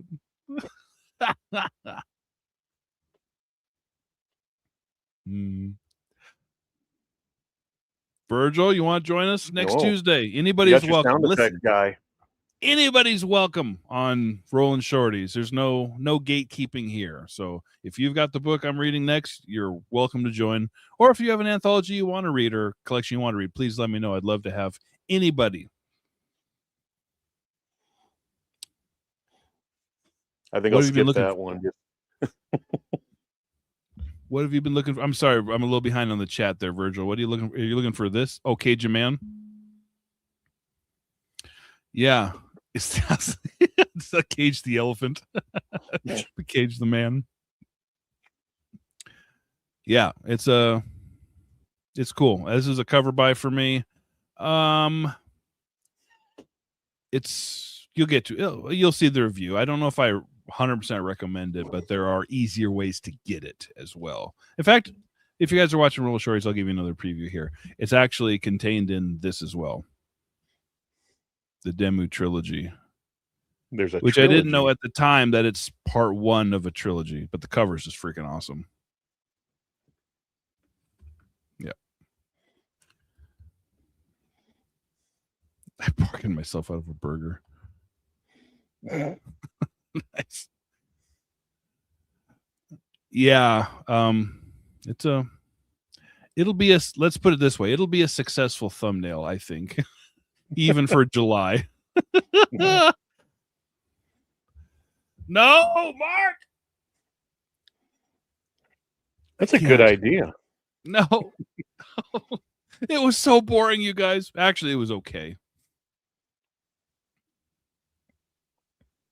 Dude. Maybe if you had a review, if you did reviews to prove it, I would believe you, but I don't know if I believe you. Hey, don't mess with perfection. The book hauls are good enough. Here's a good question for you, Jay. What's your go-to spot to read? This chair. You can see I have my giant Frankenstein light over here. Yeah. Where's it going? Oh, like the halo of God. my mini fridge is hidden off screen as well, so the only problem is every now and again I do have to get up to go to the bathroom. But otherwise, no, I could just pretty much hang out for the whole zombie apocalypse here. Nice. I move around. Mainly the living room, I'd say, but I actually kind of try to carry a book with me if I am running errands and doing things like that as well. Because I heard that there's a certain very popular author, maybe the most popular author in the whole world, always carries a paperback with him, and that's how he gets his reading in when he runs errands. So I try to. I don't know how successful it is, but like the body of my reading is on the couch with a nice lamp and a cup of coffee, but the rest of it is like when I can squeeze things in because I'm a little busy. Okay, so Virgil's in next Tuesday. Heck yeah, literally books and Sephro. What's a Brian? Not in. Whoa! Are we gonna get Seph? Don't tease us! Don't you dare break our hearts! Are we getting Sephiros not in a character? I'm kind of worried. I give you his last. Is it ratings week? Oh wait, Brian from Bad Taste Books. That's cheating. There's 2 Brians. Nice. Awesome. Love to have you guys. That'd be great. Yeah, it's a cool cover. Sorry, I'm really behind on the chat here, but I'm going to skip ahead a bit. I did recently get one of those like XTE4 tiny little readers. I've loaded it with books, which was the most fun part, and I haven't actually read anything. But the thumbnail, yes. Oh, you guys are Lots of videos on YouTube where they do that, and I saw a video where one person ripped the cover off her boyfriend's Dune paperback and turned it into a hardcover. Oh my gosh, I would be livid if that happened. Oh, stop DIYing everything. If I have to reread Bumpsire, you have to reread Elfland. No deal. No deal.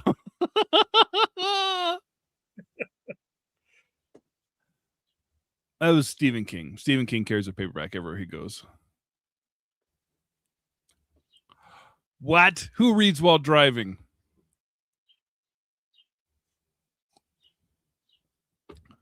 Oh, that was ridiculous. I mean, I chat on Discord while driving, which isn't safe, but I get on my phone if I'm in traffic. I'll be like, or at a light. oh, I've been playing with it. Yeah, I've been playing with it. It's actually, I mean, it looks cool. The problem is just, it turns out when I'm out and about, I don't actually have time to read.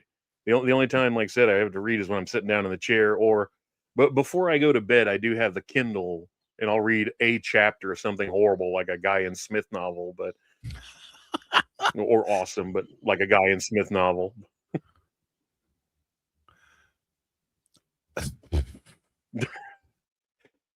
Love the X-Tink. The smaller one, it's a game changer. What is it? Can you explain it to me?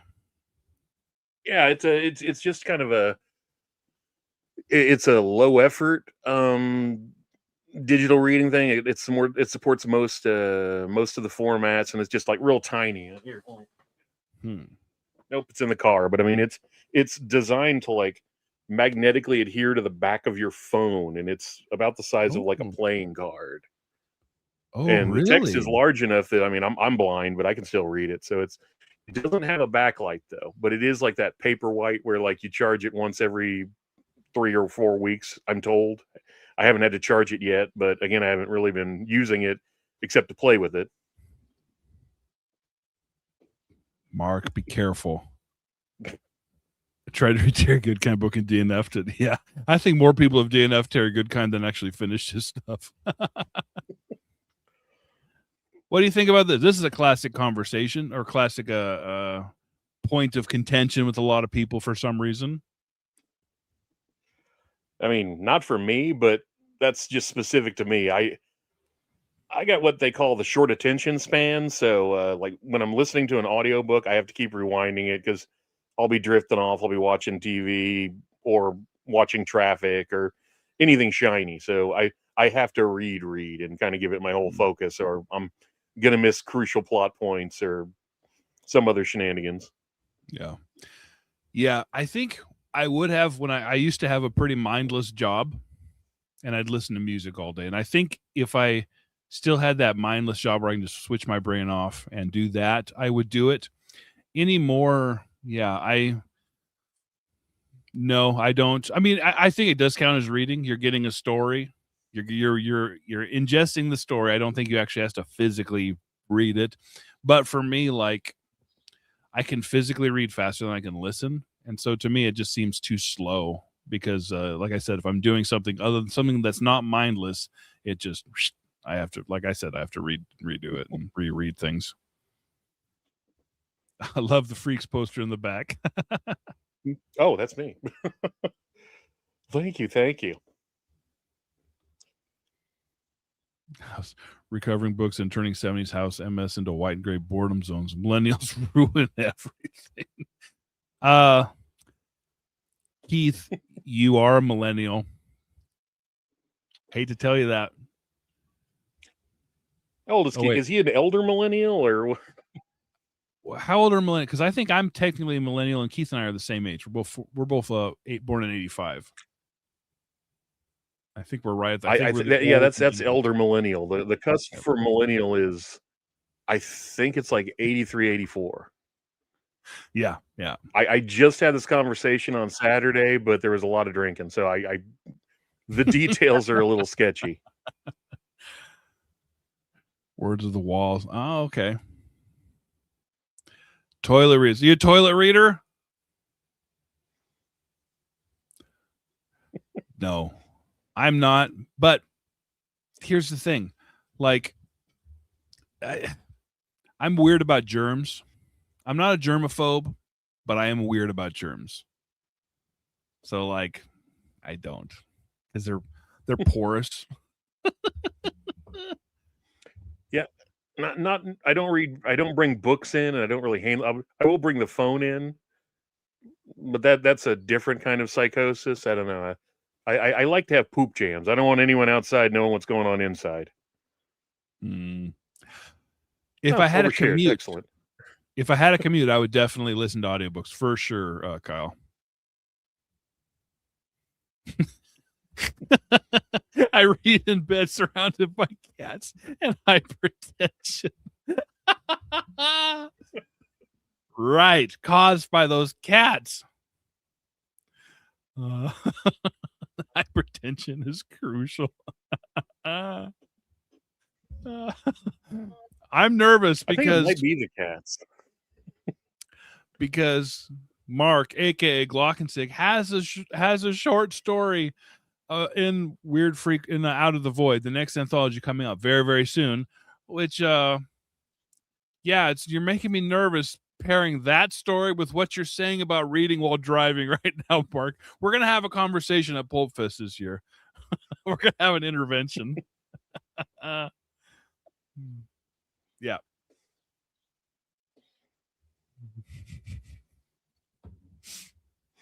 Getting back to the cats and hypertension, though, yeah, now it might be the cats because despite being a butter beast, I'm a dog man, and I'm healthy as an ox. Apparently, it confounds my doctor. Oh, same. Yeah, my doctor doesn't understand. He's like, yeah, I don't even have high blood pressure, and I'm a giant fat guy. Yeah, I don't get it. Oh, that's right. Everyone did the height. I think you actually might be one of the only ones taller than me. Yeah, how tall are you? How tall are you, Jay? I'm 6'4". I'm 6'4" as well, but some people say 6'5". Some when I measure it, sometimes it's like barely under 6'5". Test 6'4". All right, we're the same. We're the same. Just a couple giants. I'm on the opposite end of 6'4", where it's sometimes they 6'3", but I always round up. Oh, what a little fella, poor Jay. 43. They call me. Excellent. Yeah. All right. Sorry, I'm trying to catch up. That did come up in conversation as well. Oh no! Don't keep him in the bathroom. Stop! Oh, it's grossing me out. Is that why these old books smell so weird? This is it. Weird germs. The funny thing is, Virgil, growing up, I would read them on the toilet growing up because when I'm a kid, or a teenager, I didn't know any better. And my dad we'd have in my house those bathroom readers. Yeah, that I think about it, so did I. They're great. They're literally just like short stories or longer ones or like weird facts or kind of Ripley's Believe It or Not stuff. They're awesome. They're legit. I would take them out of the bathroom just to read them. I forget the publisher, but there is someone, a small print, that does the Toilet Zone, and it was like short horror stories that were designed for just to last the bathroom break. Yeah, just like flash fiction. Yep. Mm-hmm. But does Mark write while driving? He might. Mark can do it all.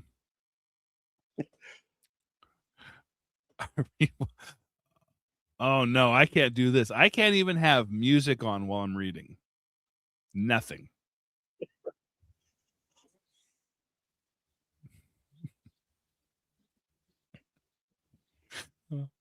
Oh, so we are all big boys. That's interesting. He's a short 6'4". Speaking of Pole Fest, are you going to have a booth, Jake, or just attending as a normie? I am going to play. Like I'm definitely going to play. I just want to have fun. And so a part of me wants to say like maybe someday in the future we'll have a booth, but I don't think so because Pole Fest is literally such a blast It is so unbelievably fun that I'm like, I don't want to feel like I need to do something. You know what I'm saying? I'm just gonna hang out. Although, really cool. The Brandon from the Book Report, the YouTube channel Book Report, he's also a bookseller, and he always has a booth there. And he just ordered a bunch of Weird Frequencies. So he's actually going to be selling Weird Frequencies there at the event, which I think is just the coolest thing. Which he can keep he can make all the money off that. I don't care. I'm like, I'll sell it to him at cost just to have him there and just kind of, I don't know, I guess see my books there, which is or something I was a part of there. Yeah, he's probably going to try and get you all the signed copies. Yeah, I know. I tried to twist Chris's arm to get me a signed copy. Best food to eat while reading. Read some books is blasting us. He's grilling us with questions tonight, Jay. What do you think? Yeah, well, I as much as I appreciate it on that one, I'm not a big eat while I read guy. I'll drink while I'm reading, but I guess only one hand activities. Yeah. Well, look at us. Look at us. When we're eating, we get in there.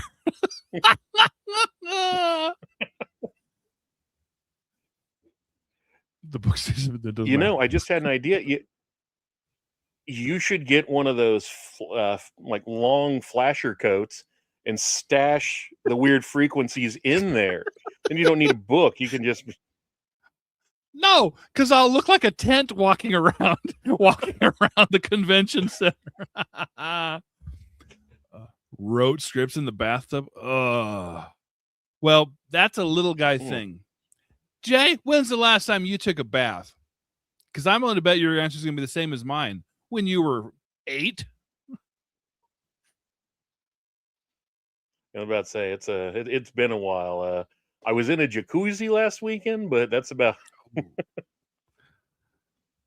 best food to eat. Joe. That's a toilet cake. That's the best. The toilet stone is killing. Oh.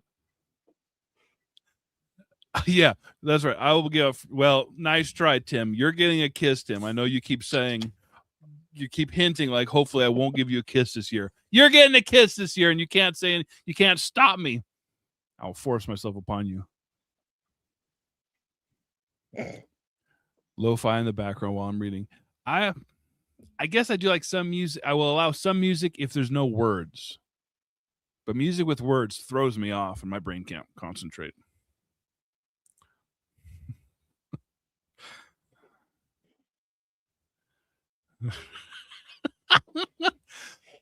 Here's the thing. This year, I'm not going to lie. I'm going to buy 1,000 books, but I'm not like, that was my main goal. Not my main goal, but one of my main goals last year was like, I want to get a ton of books.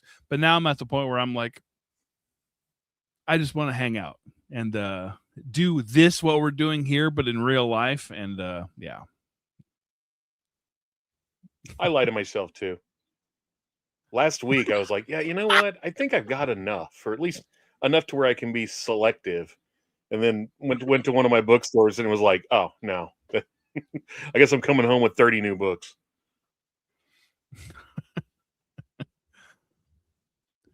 Smoke pipe and coffee. I would. I don't know if I'd smoke while I read. I hardly ever smoke a pipe. It's been probably 7 or 8 years since I used to smoke quite a bit, but yeah. Actually, that reminds me. I got to put an alarm. I keep forgetting. I've got some books airing out. So I got last week that smell. Yeah. Baths are for tinies only. No, what you need is a nice kiss to make up for all the times I've used you as a butt of my jokes in all my videos over the year. I make up for it. Just pretend you're one of the hobbits being kissed upon the forehead by Galadriel. A bearded Galadriel. Yes. Of course, I'm gonna do. He liked it. He might have. Brandon's a cool dude. He's super cool. I'm gonna make him shut down his booth for the last night so he can hang out with us. Because last time he was running his booth all the time, so we couldn't hang out much. But yeah, Brandon from the Book Reporters. He's awesome. Mm-hmm. Yeah, that's not true. That's not true, Goblin. There's always room. There's always room for more books. Look at how little this is. This is so little. And don't you want it? Goblin, don't you want it? Look how little it is. Oh. That's right. Whoever dies with the most books wins. Jay, how many books do you have? Honestly, I have no freaking idea. I need to do a tally. I've been saying that for about 5 or 10 years, but I mean it has to be in the 2,000 to 3,000. But again, I'm guessing from how many boxes. Yeah. The little paperbacks here, they add up quick. Yeah, you don't think so, but it's like yeah. Thanks to Chris, he got me. No, sorry. Yeah, thanks to Chris, he got me hooked on those British Library of the Weird, and I was like, let's get a couple. Mm-hmm. So now I'm like 20 volumes down the road, going, and they're big. Yeah. See you later, Kyle. Kyle, call in sick one day. We're gonna get you on. We'll get you on live sometime to hang out. Yeah, Kyle's awesome. His music freaking rocks too. Have you listened to Bare Bones music? Oh yeah. No, I eavesdrop and don't comment on the musicians. I'm not musically inclined myself, but I like to peek in on the Liminal Spaces chat. Yeah. Oh, that reminds me, actually, though. I wouldn't give it a review because I'm only halfway in, but that Forbidden Anesthesia from your other guests is pretty good. I'm actually, like I said, I'm about halfway in. Oh yeah, third of the way. Sam. Yeah, that what is it? I'm gonna Barely butcher Human, it. right? Sam Hohenshell. Yeah, no, Yeah. I'm about a third of the way in. Yeah, I haven't started yet. Enjoying it so far. Nice.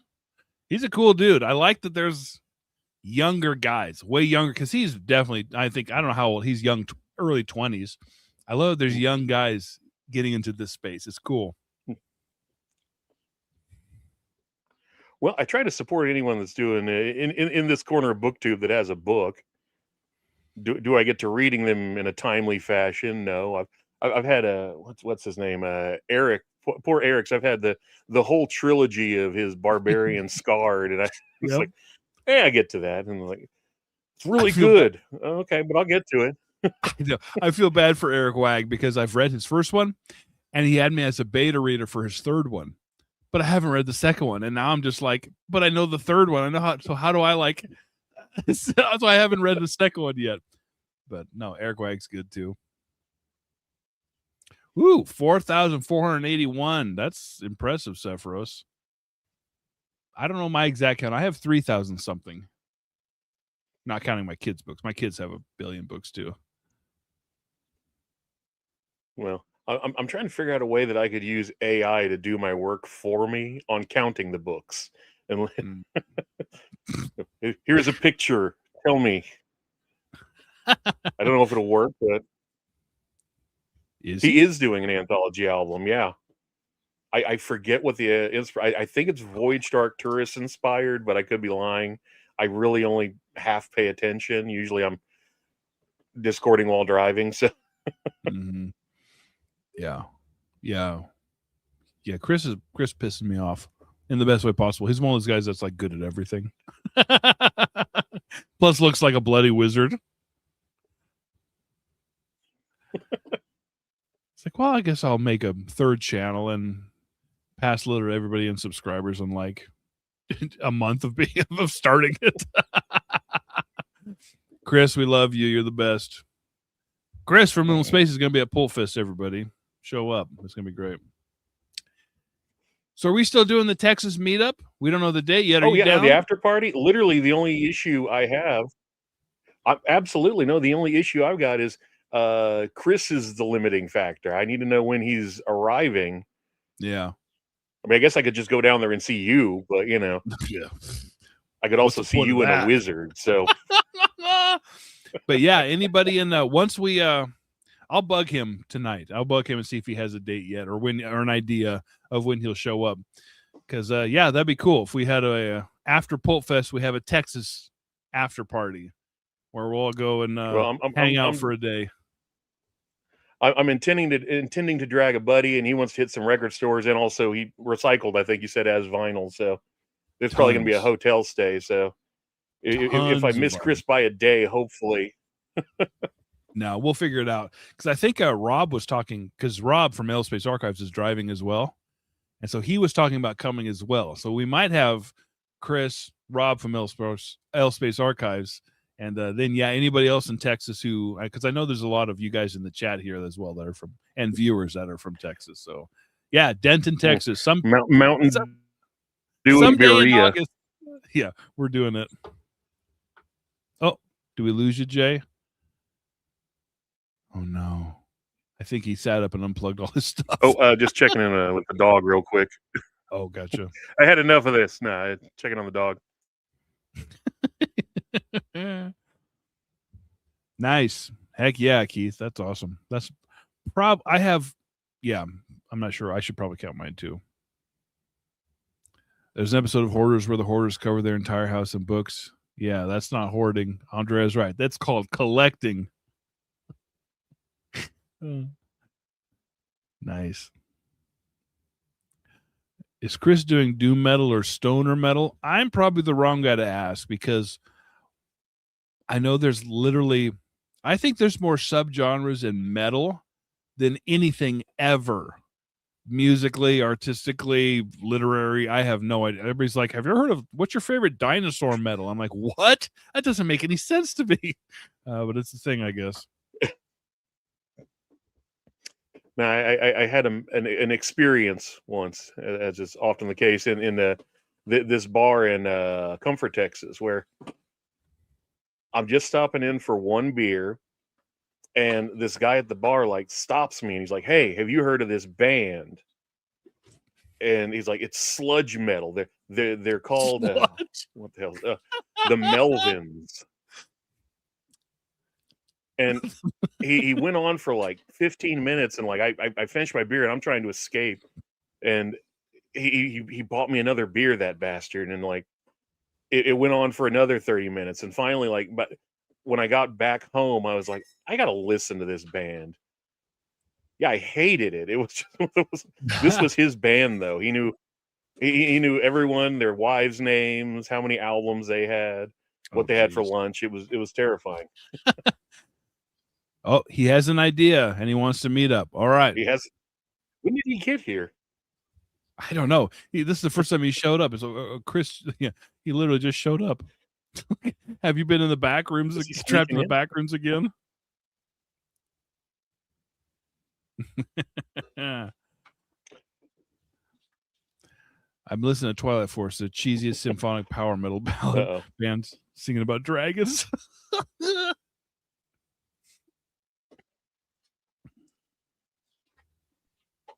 All right, so once we'll get a date locked in at some point, and then we'll let everybody know.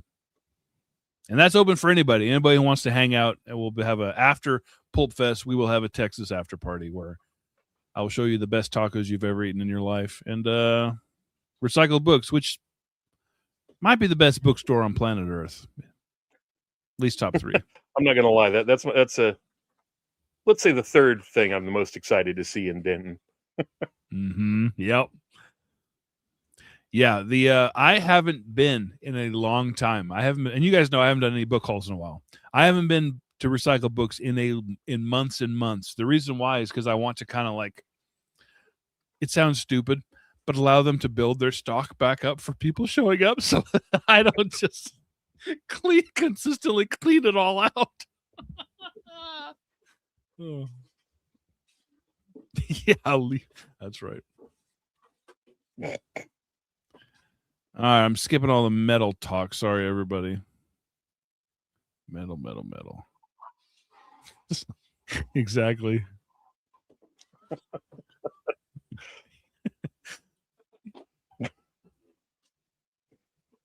Well, now you have Glock. I got to tell you, it was one of those coyote gnawing its arm off situations. But I see Chris apparently is a fan of the Melvins. Yeah. Ah, that's right. There's at the same time that Pulp Fest is going on, Whiz Fest is happening over in the UK with who's all going? CP Webster, Sephiroth, Jimmy from News from the Gilding. That's gonna some year I'm going to that for sure.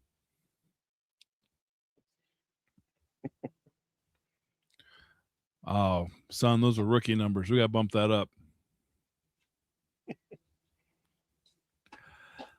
That is, how cool would that be?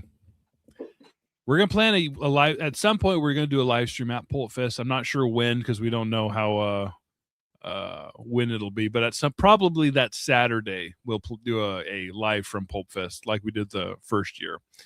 But yeah, Whiz Fest is happening the same exact time. It's like Whiz Fest sounds wrong. Yes, it does. But yeah, that's a great idea, Andre. We need to figure something out. It would be really easy to make a joint live stream. Maybe we'll I'll message You'll have to hit Jimmy. him in the afternoon here. Right. Jay, have you bought anything new? Of course not. Let's see. There's a pile at hand somewhere. Oh, yeah, there's one. I've got your favorite book of all time. Ah, the Star Seekers. Yeah, don't read it. There's a cheap one. Let's see. Oh, grab a few more. Oh, it looks like they're mostly bad taste books for recommendations. I got the Atar the Merman duology. Oh yeah, was Brian talking about those?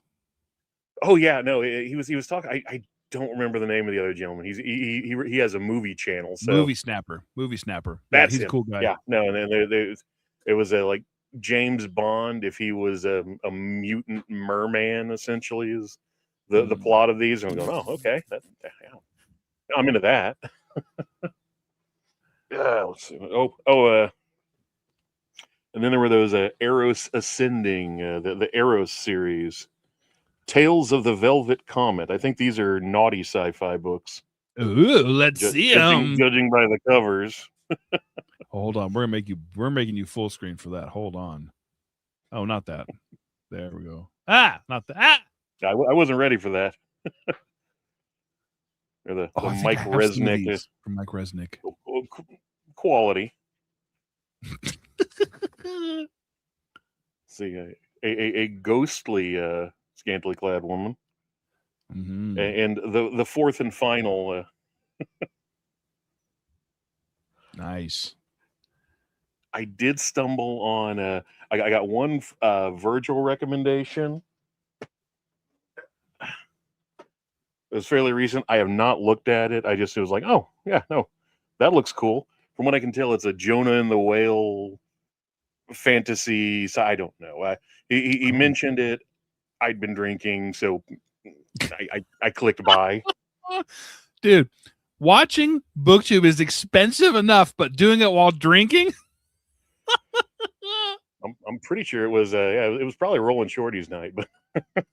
Oh, was it? I also got one of my Grails, but I don't know how stream friendly it is. John Christopher's The Little People with Nazi elves. What? Sure, show that up again. Yeah, they speak German. They carry whips, and they are connected in some mysterious way with Nazi experiments carried out in the charming old Irish castle during World War II. When members of the vacation party are found to be missing from their beds, and when pleading cries ring through the halls of the great house, terror grips hearts and minds, and the vacationers are brought face to face with the unknown. So, of course, Virgil has that already. Yeah, I've got a hard copy of it, but I saw the cover and it was cheap. It's like, oh, Oh yeah, no, that has to go home. There's a used bookstore, Andrea, in my city where the store is just random piles of Lego in this extremely tight and small space. Oh, Yeah. Virgil's already telling me it's a horrible book. What were the signs? Yeah, right. Demonetized. Whatever. Oh no. Oh, Paperbacks from Hell. That book introduced the little people to the world. Ah, but I don't read. I don't really. The thing is, I like horror, but ever since I started my channel, I only read science fiction, really, unless one of the Eebs boys makes Actually, me. yeah.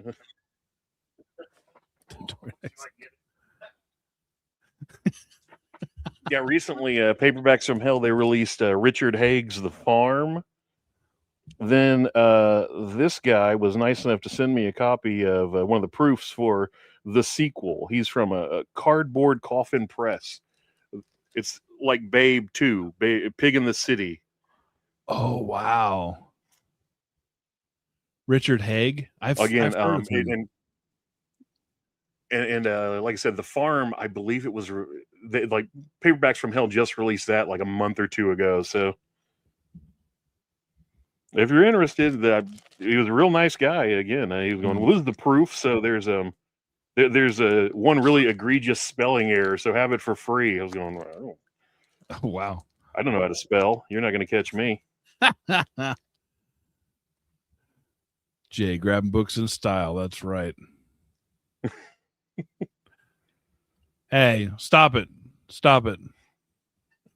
Oh, sorry. You're fine, George. My dog's like, what? I didn't do anything wrong. I'm just sleeping here. You're fine, George. That is right. Will Erickson from Paperbacks from Hell is on the Elusive Exclusive Book Society this Friday, along with Alex from the Bookubus. And that's going to be on, whose channel is that? Nick's. So the Book Graveyard. So go to the Book Graveyard's channel and click and notify me to watch that one. That's going to be awesome. Speaking of son of bitches, it cost me a lot of money. Oh, Nick. Get off me. Get off me, Chris. I'll read what I want. I had to go to Australia to get a copy of Purloining Tiny. I'll think about that sometime this week. Well, did you actually get it? Because that I'm book waiting for it. I got screwed once, actually, by one of those drop shift book scumbags on Amazon. But those monsters. I got a good feeling about this one. They have a high rating. They're Australian. They've never done anything wrong. Yeah. Is the picture from the advertisement from the auction or wherever we bought it? Is it from the actual? Is it a stock image? Oh, there's no image. I mean, that's trustworthy, right? Oh no, you're not getting that. No, you're no, not getting that book. That book has disappeared from the internet because of Paul Giamatti and Nick. They did have an image. No, like I said, they did have an image. I'm being a smart ass. Again, I can't find a copy of Doom of Three Planets anywhere. That's so funny. From that here to Australia to, that I'm sure it'll resurface once people lose interest in it. But because I told everybody how bad it was. You did not. That was one of the ones you're like, oh, this is almost as good as the 4-day weekend. No, it's almost as bad, so bad it's good as the 4-day weekend. That book was a ton of fun. Let me tell you, we're predicting something. You guys have been hinting at it in the chat as well. Nick from the Book Graveyard, who is, it's safe to talk about this because he doesn't watch these late night streams. That man is going to be first of all, he's going to be running Pulp Fest in the future. Guarantee it. A guarantee it event. Within 10 years, he's running the entire event. But yeah, also like. So you're saying I have to stay on his good side? Oh, stay on his good side for sure. Yeah. It's not easy to do, but you can do it. But just no nonsense. I don't know how I'm still on his good side. But yeah, I think eventually there's nothing in the works, but we might get. I can see us someday getting Paul Giamatti on the Elusive Exclusive Book Society, and that would be freaking awesome. I actually was in contact with an author. I won't say who. A vintage science fiction author who kind of transferred into horror and became a very well-known horror author. I was in talks with getting him as a guest for Ebes, and it was this close, and it kind of fell apart in the sense that he just stopped answering. Like, we're emailing back and forth, and I'm just like, this is happening. This is going to be awesome. And then nothing. And so I'm actually kind of afraid that he died because he was quite old. So hopefully that's not the case, but that might be the case. And if he does die, I'll let you guys know who it was. That or he saw your Quee thumbnail. Oh, that poor video did so poorly, and I love that thumbnail. Anytime, Tim. I will talk about that book anytime. Fair online than a book Bookbuild likes goes up $5,000 in price. Well, Bookbuild makes sure that he has about 4 of those books. When he does that he has about 4 or 5 of them to sell at Whatnot when it jumps up. That's not a bad idea. Jake goes, I'm not in it for the money. I'm not in it for the money. I've never sold. I've sold one book and I hated it. So, but yeah, that's just me. Anyone besides? Oh, so no shenanigan with Nick's. I feel like that's a silly question looking at us, but okay. Yeah.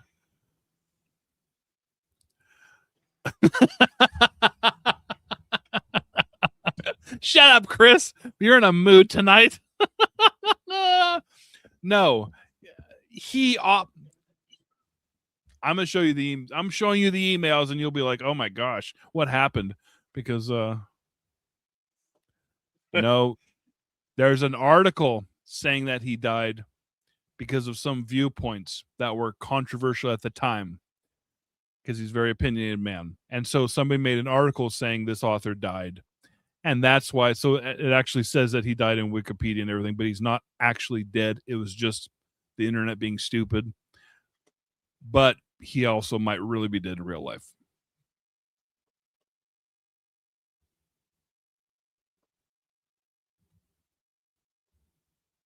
I think the closest I've gotten to that is I had Howard Chaykin say some horrible things I can't repeat on here. Oh, I don't know who that is. To be fair, I was pretty obnoxious. I'm just sad I missed it. Yeah, that's true. We'll read it again if you want. It was a good story. It was fine. It's actually pretty good, yeah. That's my secret ghost. Oh, Virgil, I would love if you made a ghost hunting channel. No, he was not, sadly, a Russian author. No. I don't know what that means. He is a paperback from hell author. I'll give you guys a hint. He's one of, if you know Nick from the Book Graveyard, if you've watched his stuff, that his story was one of his top 1 or 3 horror stories of all time. Science fiction author before that. That's all the hints I'll give you. If I find out he's dead, I'll let you. I'll tell you who it is.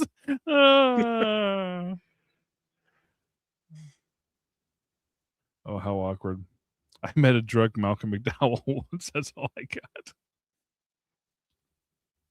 Yeah, I met Malcolm McDowell also drunk. I don't think he comes sober, which he's got. You can tell he's got the nose. He's got the alcoholic nose. Oh no, he was great because like I got my Caligula poster signed, and I wanted to ask him to like write this real long quote, and then I chickened out. I was like, all right, just put for Rome, and then he does the whole quote and scene like at the table. I'm like, oh, really? Yeah, he's very drunk. Oh no, it's great. I wish I had the phone out. It was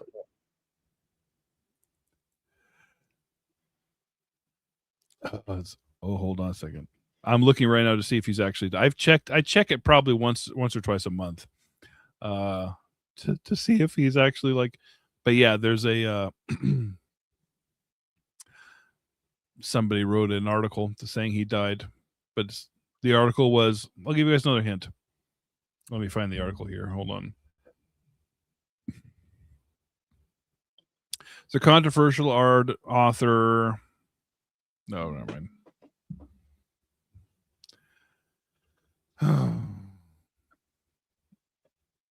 Yeah, right.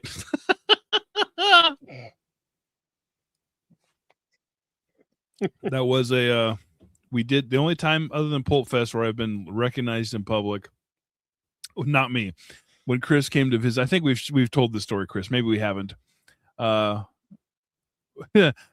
Chris, we're walking around a bookstore. I take him to kind of secret bookstore, and somebody is there getting books, and he looks and he goes, "You're Liminal Spaces." And Chris goes, "Hey, how's it going?" And Chris was like looking at me like, "That's the first time it's ever happened to me. That's crazy." And they shake each other's hands and they're talking. And I'm like, "Hi, I'm Jake. I do I also do booktube stuff." He's like, "Okay, so tell me, Chris." Never. He's like, "Oh, okay. I'll maybe I've seen your stuff." It was a very humble pie moment, which was great. yeah.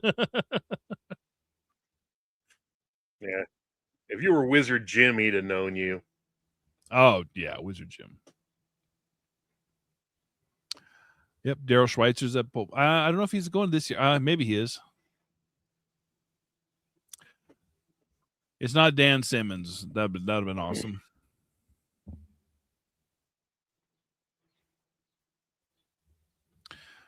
Well, what's going on with you, Jay? What's going on in your channel? Anything? Oh, putting me on the spot there. Yeah, I've been neglecting it for a while, but well, Keith was coming back. I wasn't gonna steal his thunder. Keith. Oh, you met Norman. That's cool. I love more Norman Spinrad. He's a fun little weirdo.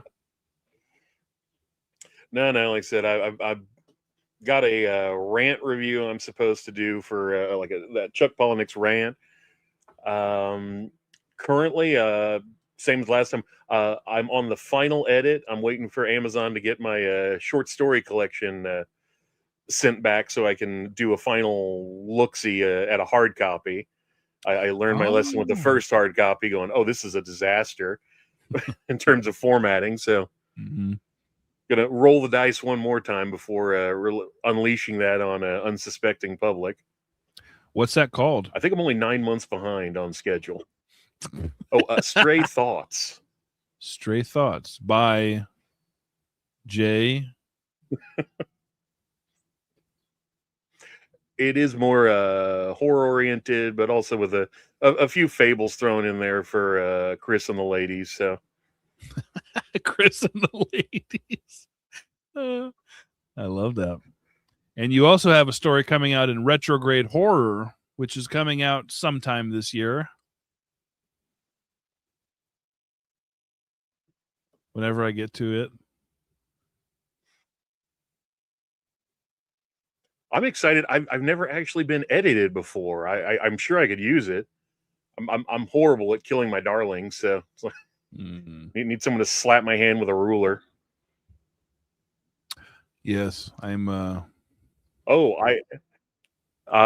What I'm currently working on writing wise, though, seeing him pop up in the comments, I've got my love letter to Tim. I'm doing a violent red wall in a food court mall setting, kind of a Game of Thrones meets Rats. What? Well, that sounds awesome. Oh no, it's going to be great.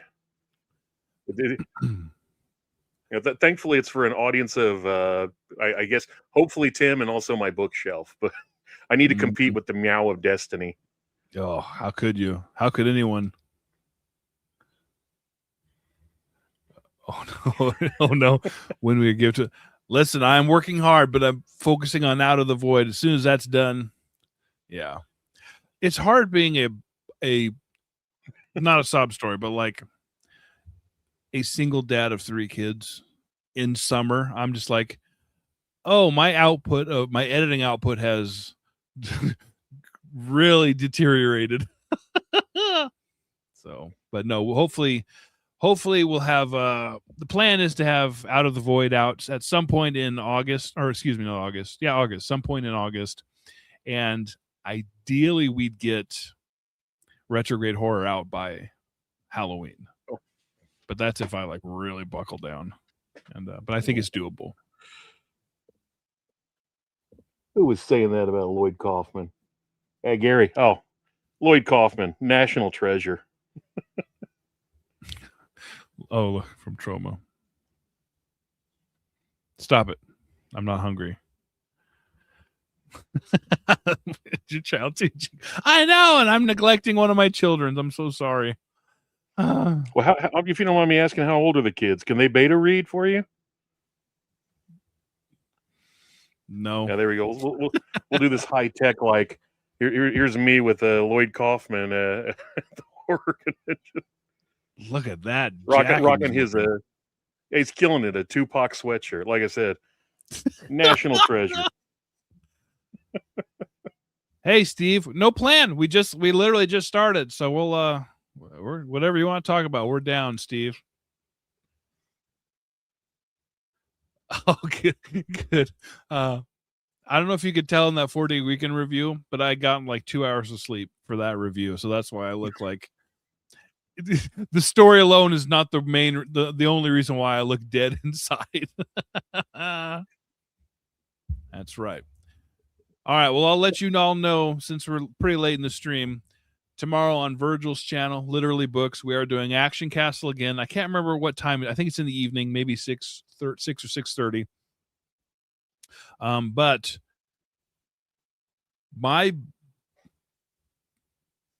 the Action Castle universe, the biggest fan is my 12-year-old son named Boone.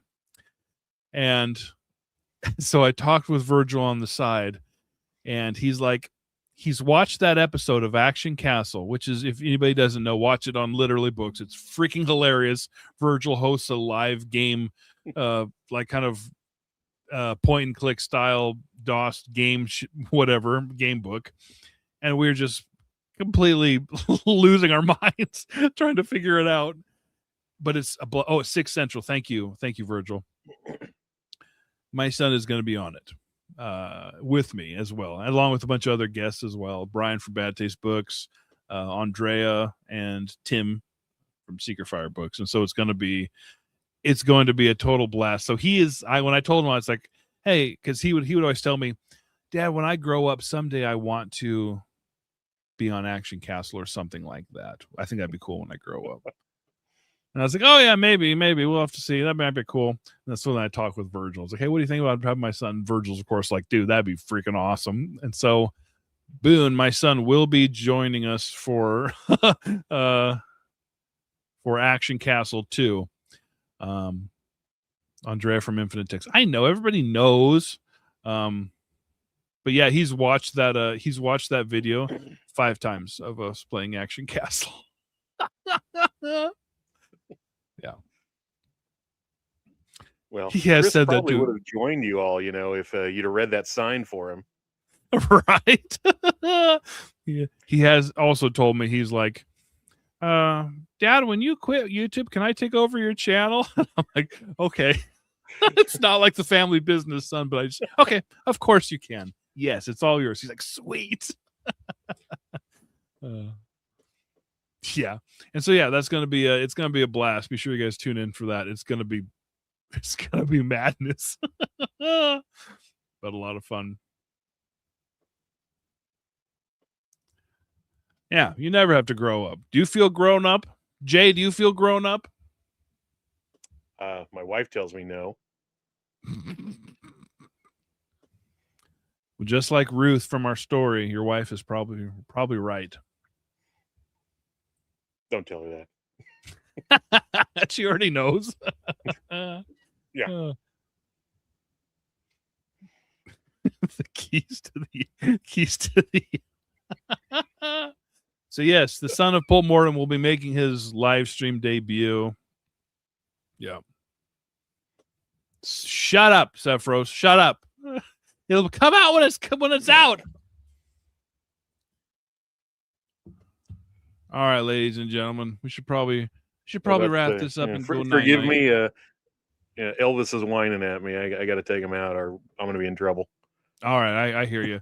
Next Tuesday, Time Untamed. I'm going to be joined by Virgil from Literally Books, Keith from Tau Zero, and somebody else in the chat that I'm totally spacing on. Oh, and Sephiroth as well. Hey, this was a lot of fun. Thanks, Jay. You're welcome back anytime. Thanks for jumping in and reading with me. Oh, my pleasure. Thank you. All right. Take care, everybody, and good night. End stream. Click.